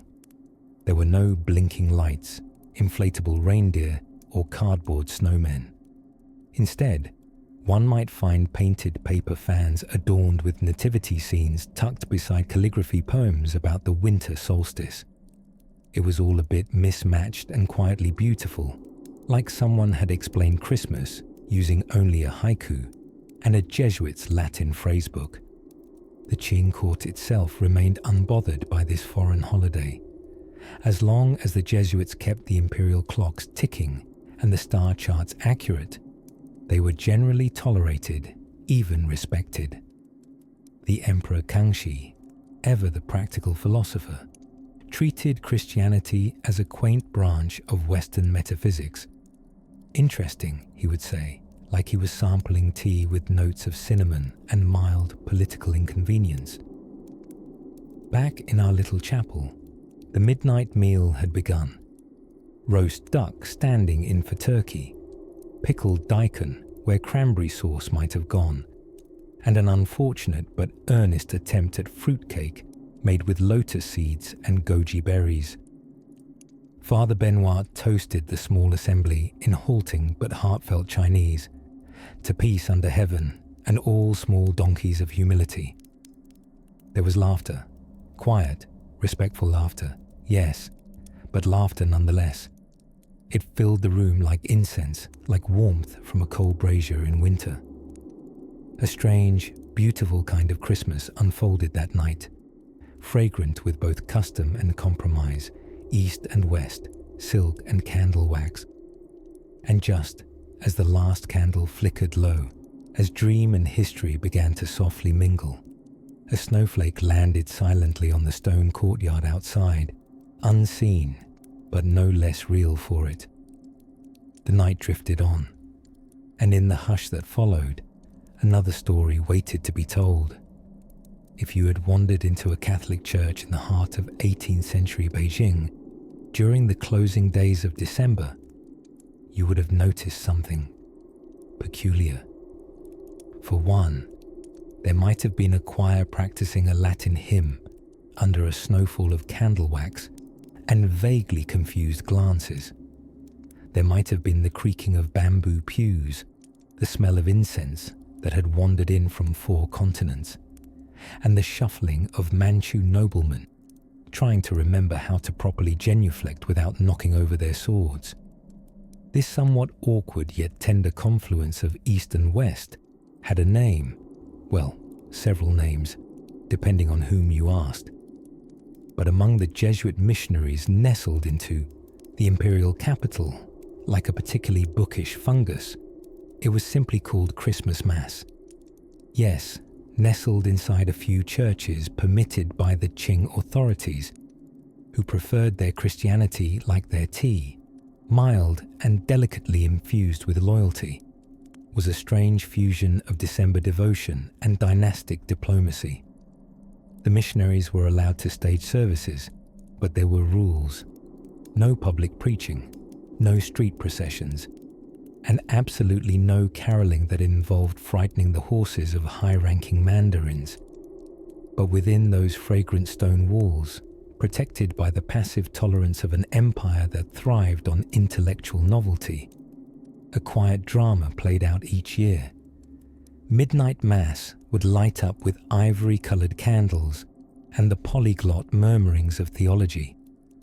Portuguese-taught Chinese seminarians, rare, devout, and often immensely confused, recited passages of Luke, while simultaneously wondering whether they'd remembered to extinguish the incense in the vestry before the whole place turned into a divine barbecue. Interestingly, music played its own curious part. Lacking sleigh bells or a working knowledge of jingle theory, the Jesuits turned to what they did have: harpsichords shipped from Europe, and sometimes the native guqin. Yes, it's entirely possible that someone, somewhere in the court of Emperor Kangxi, once plucked out a modest rendition of Adeste Fideles on an ancient Chinese zither, an auditory experience few would describe as harmonic, but everyone would agree was memorable. What made the entire affair more intriguing was the imperial court's strangely affectionate relationship with these missionary oddities.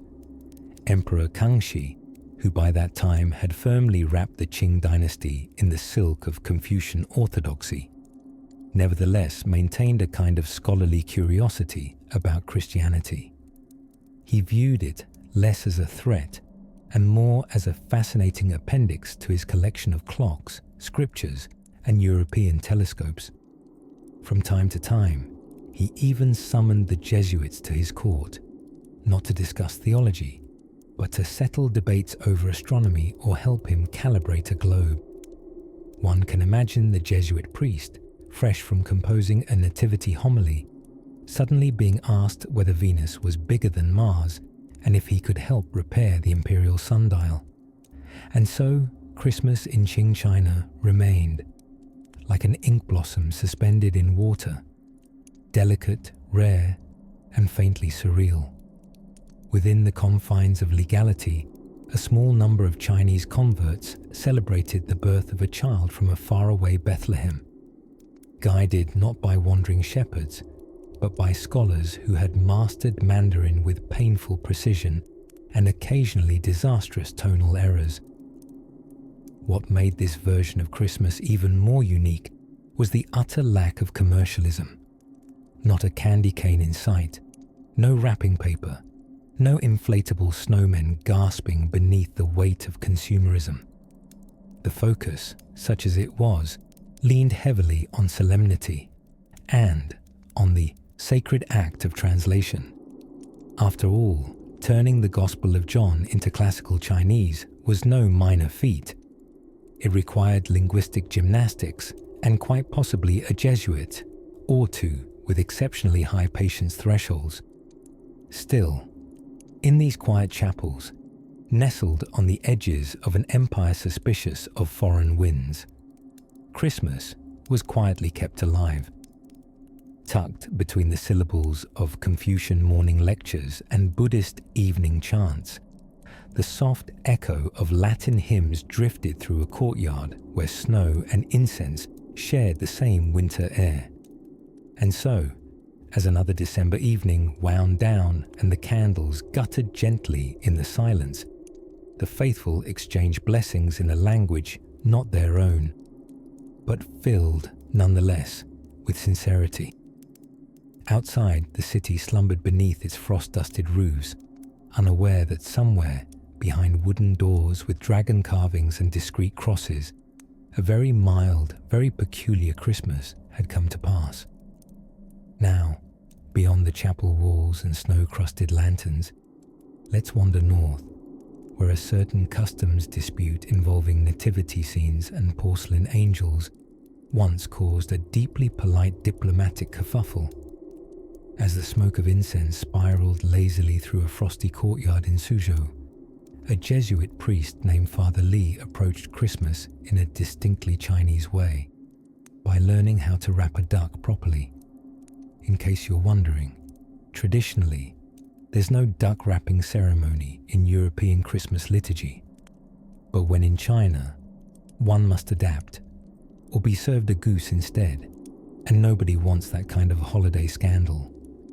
By the early 1700s, the Jesuit missions in China had gained a rather surprising foothold at the imperial court. Yes, the same group that elsewhere faced grumpy kings and persecution was suddenly in the surprisingly well-heated libraries of the Forbidden City, sipping tea and discussing astronomy like it was a parlor game. The Qianlong Emperor, ever a curious scholar with a flair for grandeur, found these foreign men in flowing black robes intriguingly useful. Not only did they know how to predict eclipses, a talent that made them look like magical wizards of the calendar, but they painted magnificent European-style portraits that flattered court officials into believing every chin dimple was a symbol of wisdom. Now, while Christmas was certainly not a holiday on the official Qing Dynasty itinerary, the Jesuits celebrated it nonetheless, quietly, respectfully, and with the particular pomp only men who have memorized the entire book of Psalms in Latin can exude. Imagine, if you will, a small garden chapel nestled between bamboo groves and tiled roofs slick with winter rain. There's a carved wooden nativity scene imported from Venice, a touch ornate for Confucian sensibilities, but intriguing enough to spark polite curiosity. A violin, painstakingly dragged overland from Europe and currently suffering from the humidity, is attempting a rendition of Come, O Come, Emmanuel, but keeps slipping into something that sounds suspiciously like Jingle Bells having a midlife crisis. Candles flicker, not just for ambience, mind you, but because electricity won't be invented for another century. One Jesuit adjusts his spectacles and quotes Isaiah, while another offers cups of warmed rice wine to visiting merchants who have gathered to observe whatever these Westerners are doing now. A young Chinese scholar, invited by the ever-hospitable Father Li, watches in fascination. He's polite enough not to laugh during the part when they act out the birth of Christ with porcelain figurines dressed in diminutive silken robes, hand-stitched, no less, by a French missionary who once aspired to be a couturier but was tragically redirected by divine calling. The conversations that follow are my favorite kind, that delightful blend of cross-cultural bewilderment and accidental theology.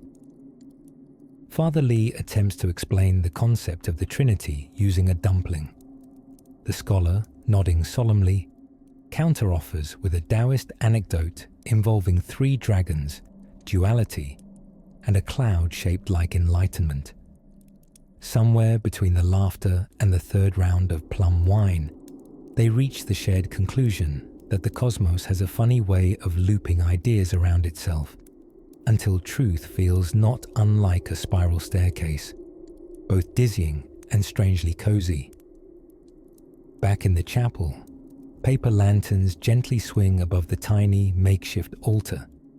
The subtle scent of sandalwood mixes with beeswax, while distant firecrackers from a merchant's celebration punctuate the night like exclamation points in a letter to no one in particular. The Jesuits, well aware of their status as guests in a land woven from dynasties and etiquette, keep their celebration low and contemplative. There is no caroling through the streets, only whispered prayers, scratchy hymns, and periodic chimes from an improvised bell made from a bronze rice bowl.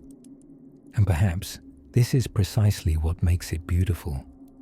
Despite oceans, language barriers, and the fact that roast chestnuts are more likely to be lotus seeds in sugar syrup here, the heart of it all remains. The idea of honoring hopes in the coldest month, the quiet reverence around a mythic birth, a sacred night wrapped in local flavor and offered with a bow instead of a bark. And so the moon drifted higher over the rooftop tiles, spilling silver light across a land older than most empires, and filled with more kinds of ginger than the West could ever imagine. Father Li tucked his notes into a scroll case and offered a nod to the stars, not quite sure if his message had taken root, but confident that peace had settled over this small, candlelit corner of the world. Further north, however, in the bustling capital of Beijing, another Jesuit priest was learning the hard way that trying to explain mistletoe to a Confucian scholar almost always ends in botanical confusion, and sometimes marriage proposals. But that, dear dreamer, is a tale best unravelled once your pillow has softened and your breath sinks gently, like a lantern floating down the Grand Canal. Somewhere between the rustling of silk robes and the creak of lacquered sedan chairs, the Christmas season in 1700s China, if it could even be called a season yet, tiptoed about with the soft-footed discretion of a whisper.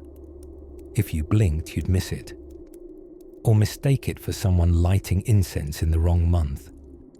By now, a few Jesuit missionaries had woven themselves so tightly into the court's tapestry that they were practically becoming decorative motifs.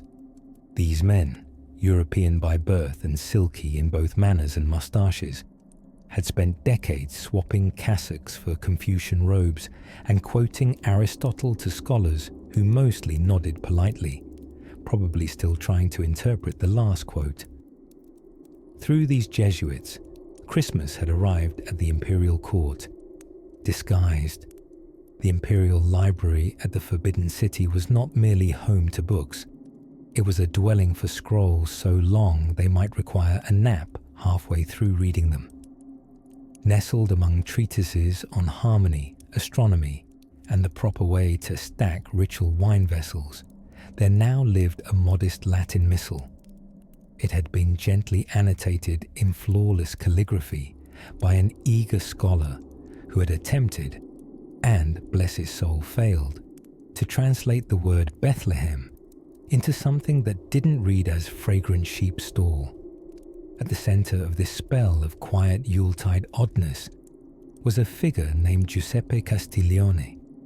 Though in the imperial court, he answered to Lang Shining, or Brilliant One, a name modestly given to him by people clearly impressed with how well he painted horses.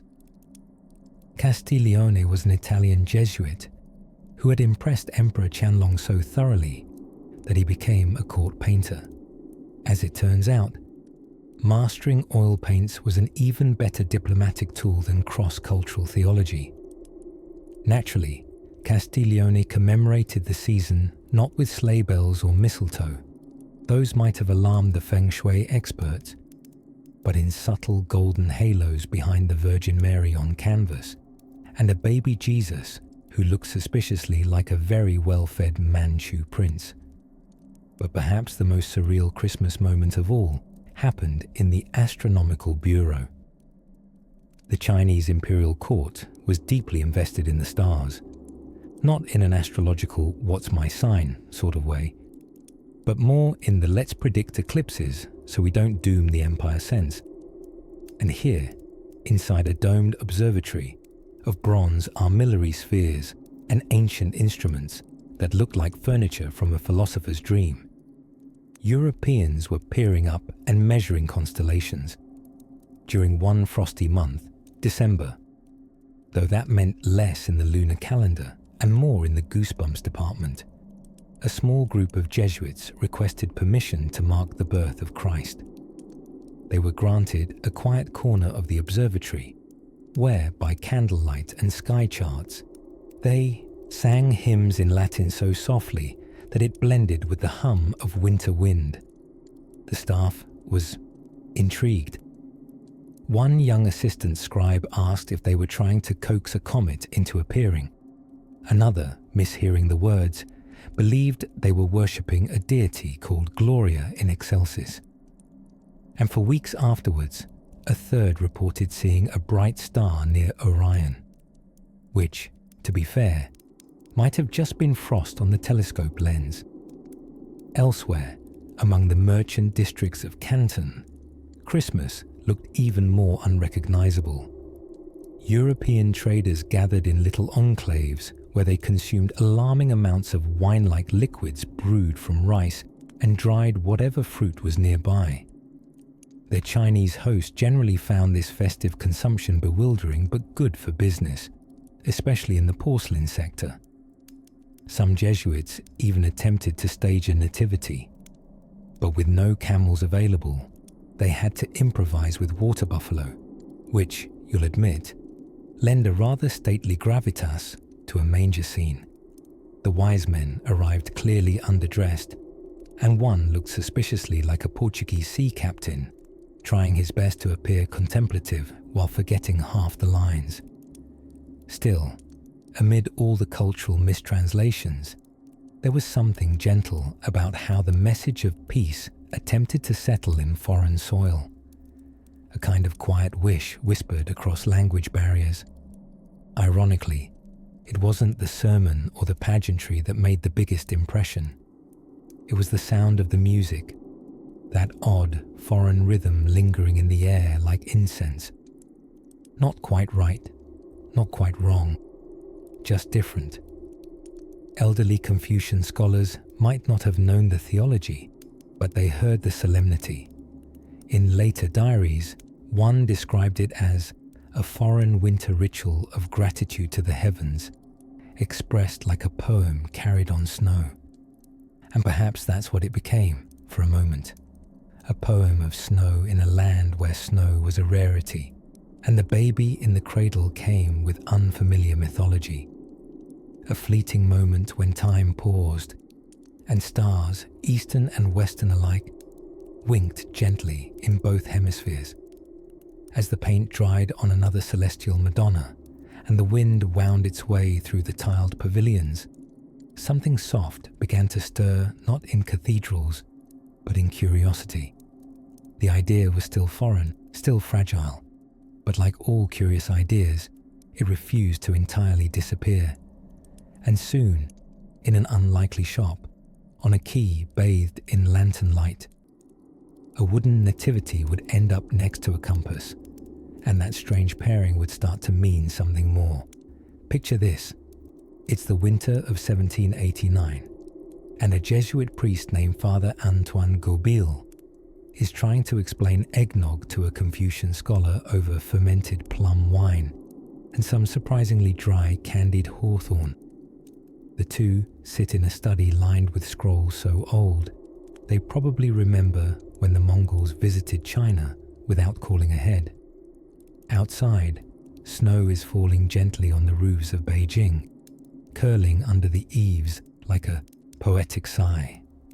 Now Father Gorbel, who had arrived years earlier with a quill full of theology and suitcase full of choir music, had learned that if you want a quiet life in the Qing Dynasty, it's best not to lead with dramatic discussions of virgin births or mistletoe rituals. No, better to begin with music. And so, around mid-December, he sometimes played soft European carols on a small clavichord brought over from France, its keys slightly warped by humidity and international travel. Locals called it the singing table, which was fairly generous for a device that sounded like a cat walking across a harpsichord. Still, the novelty proved charming. A small circle of literati and curious officials began gathering each winter to enjoy his performances. Of course, they were less invested in the theological subtext of Gloria in Excelsis Deo, and more in the warm chestnut pastries he offered, courtesy, ironically, of a Cantonese cook who had no idea what Christmas was, but knew how to caramelize anything to perfection. These gatherings weren't so much services as cultural exchanges, wrapped in cinnamon and confusion. The Jesuits saw them as spiritual outreach. The Chinese literati thought of them more like salon performances by a very eccentric, religiously passionate foreign uncle. Everyone was happy, and no one argued over whether tinsel was appropriate. Back in Europe, Christmas at the time was edging toward commercial extravagance and Dickensian drama. But in the Qing Dynasty, where Confucian order and cosmological harmony were the flavors of the day, the calendar barely noticed December 25th. That said, the Qing court had a long-standing admiration for heavenly bureaucracy, a quality Catholicism also shared, albeit with more incense and saints. So, when Father Gobil shared stories of angels and wise men and a virgin birth under a celestial light, his audience nodded with interest, not because they believed him necessarily, but because it sounded like a pleasing addition to the cosmological canon. "Ah," said one official, scribbling notes. "An auspicious birth accompanied by celestial signs, just like the birth of the Yellow Emperor, only perhaps with more barn animals." Indeed, the parallels between nativity stories and Chinese legends delighted everyone involved. The only mild scandal occurred when someone tried to depict the nativity in traditional Chinese brush painting and rendered the baby Jesus with the proportions of a fat little lucky spirit. There was a brief theological clarification, and then more candied hawthorn was served, smoothing over the moment like sugar on a storm. Meanwhile, down in the treaty ports of Canton, things were getting slightly more festive. European traders, British, Portuguese and Dutch, were smuggling in Christmas traditions along with barrels of salted fish and opium, another highly questionable holiday gift. Sailors hung makeshift decorations in taverns, exchanged modest presents like engraved ivory combs and pickled vegetables, and sang carols that sounded suspiciously like bar shanties with better branding. The Chinese port workers watched this foreign holiday with curiosity and cautious amusement. One clerk remarked in a shipping report that the British had taken to drinking excessively while wearing pine tree branches in their hats. Another noted that a particularly energetic Portuguese trader had attempted to direct a nativity play using only broken Cantonese and hand gestures, resulting in Mary turning into a goat by the third act. Still, despite the language mix-ups, the Christmas spirit, however watered down with rice wine, was quietly blooming in a few forgotten corners of Qing China, like a candle flickering behind a lattice window. It wasn't state-sanctioned or even widely recognized, but there, in the stillness of a December night, a handful of foreign dreamers lit candles, sang odd European songs, and sipped warm drinks by smoky lamps. And in the middle of Beijing, an intrigued scholar puzzled over whether the Magi counted as officials under the mandate of heaven. As the snow slowed and silence crept in like a comfortable robe, something soft stirred beneath the centuries. Let's continue. In the inky quiet of a Qing Dynasty winter night, under roofs crowned with snow like powdered buns, Jesuit missionaries brewed their tea with a particular flourish. You see, by the year 1700, there was an odd but oddly heartwarming tradition happening somewhere between Guangzhou incense and salted duck eggs. European missionaries, particularly Jesuits, had become unlikely holiday ambassadors, slipping a bit of nativity into the Confucian cosmos. Now, make no mistake, Christmas in Qing-Era China was hardly a national spectacle. There were no paper lanterns shaped like reindeer, no red-suited sages handing out oranges. But in pockets of Beijing, Nanjing, and far-flung mission posts, Christmas did peek its quiet head around the bamboo screen. In the imperial capital, there were a handful of European scholars who had done their darndest to become indispensable to the court, painting star maps, predicting eclipses, inventing calendars that were suspiciously accurate. These were the subtle tools of ecclesiastical infiltration. Charming Emperor Kangxi wasn't easy, but nothing warms up a scholar emperor like a precise celestial forecast, followed by a gift of Portuguese wine.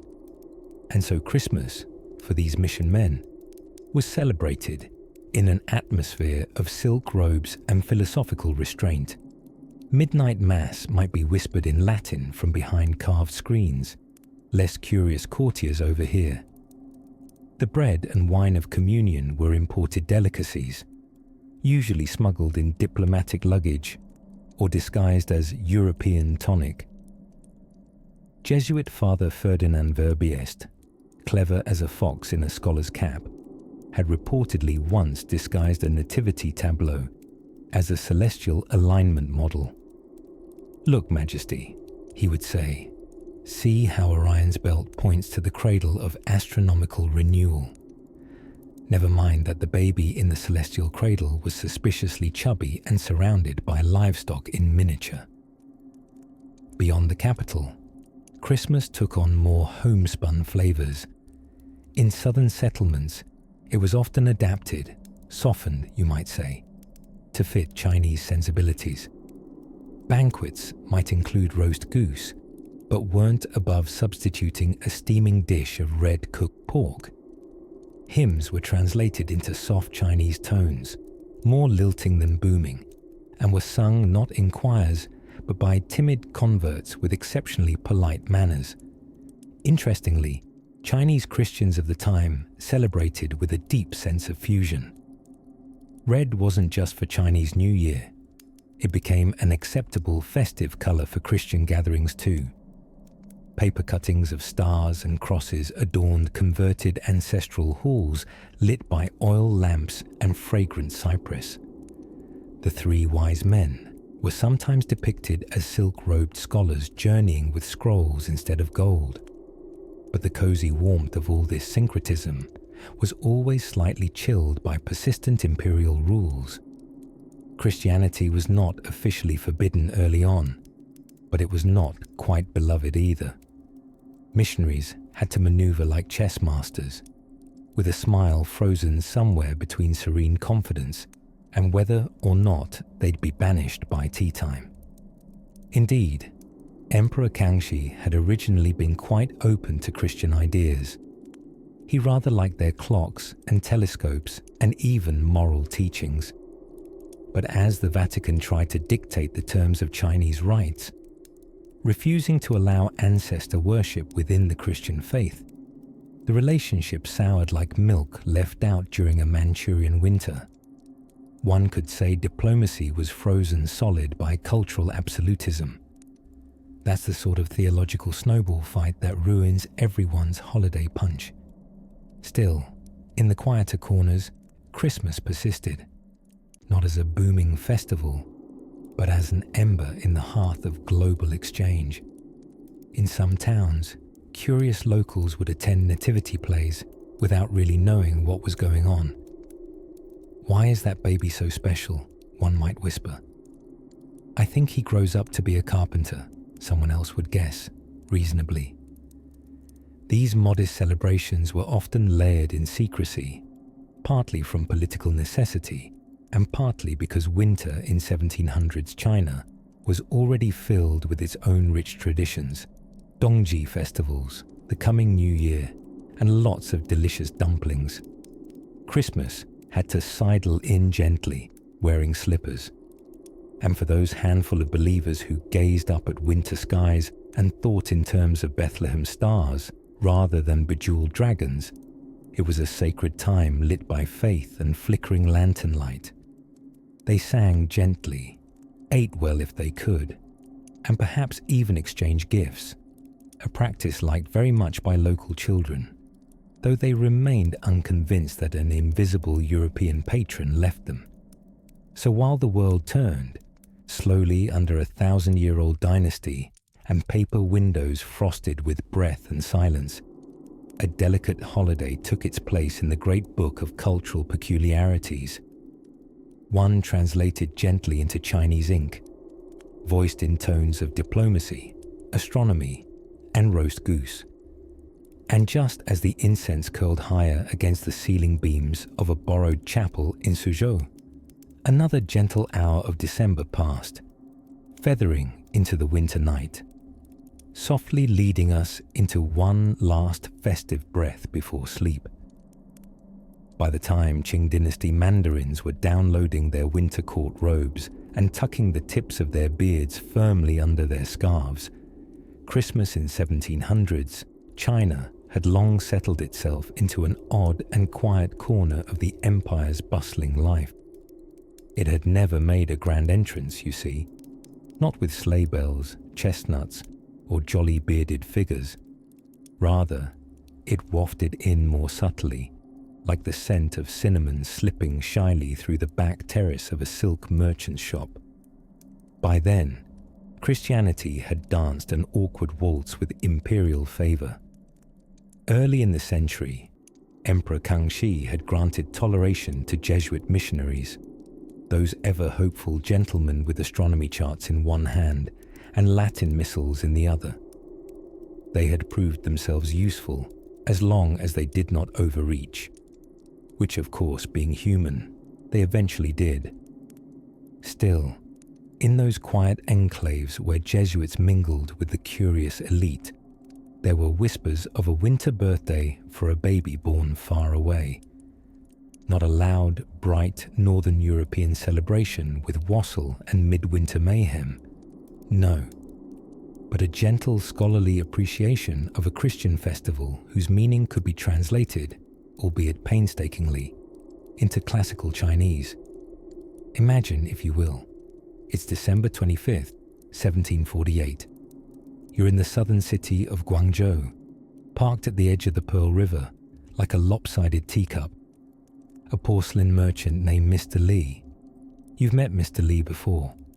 He's always fretting about kilns and price points. Is hosting an intimate gathering. The guest list includes exactly one foreigner, Father Angelo, a Portuguese Jesuit with quite possibly the world's most persuasive eyebrows. He has been working for years to translate verses of the Bible into Chinese, often pausing to debate the proper tonal rendering of Gabriel's name with local scholars.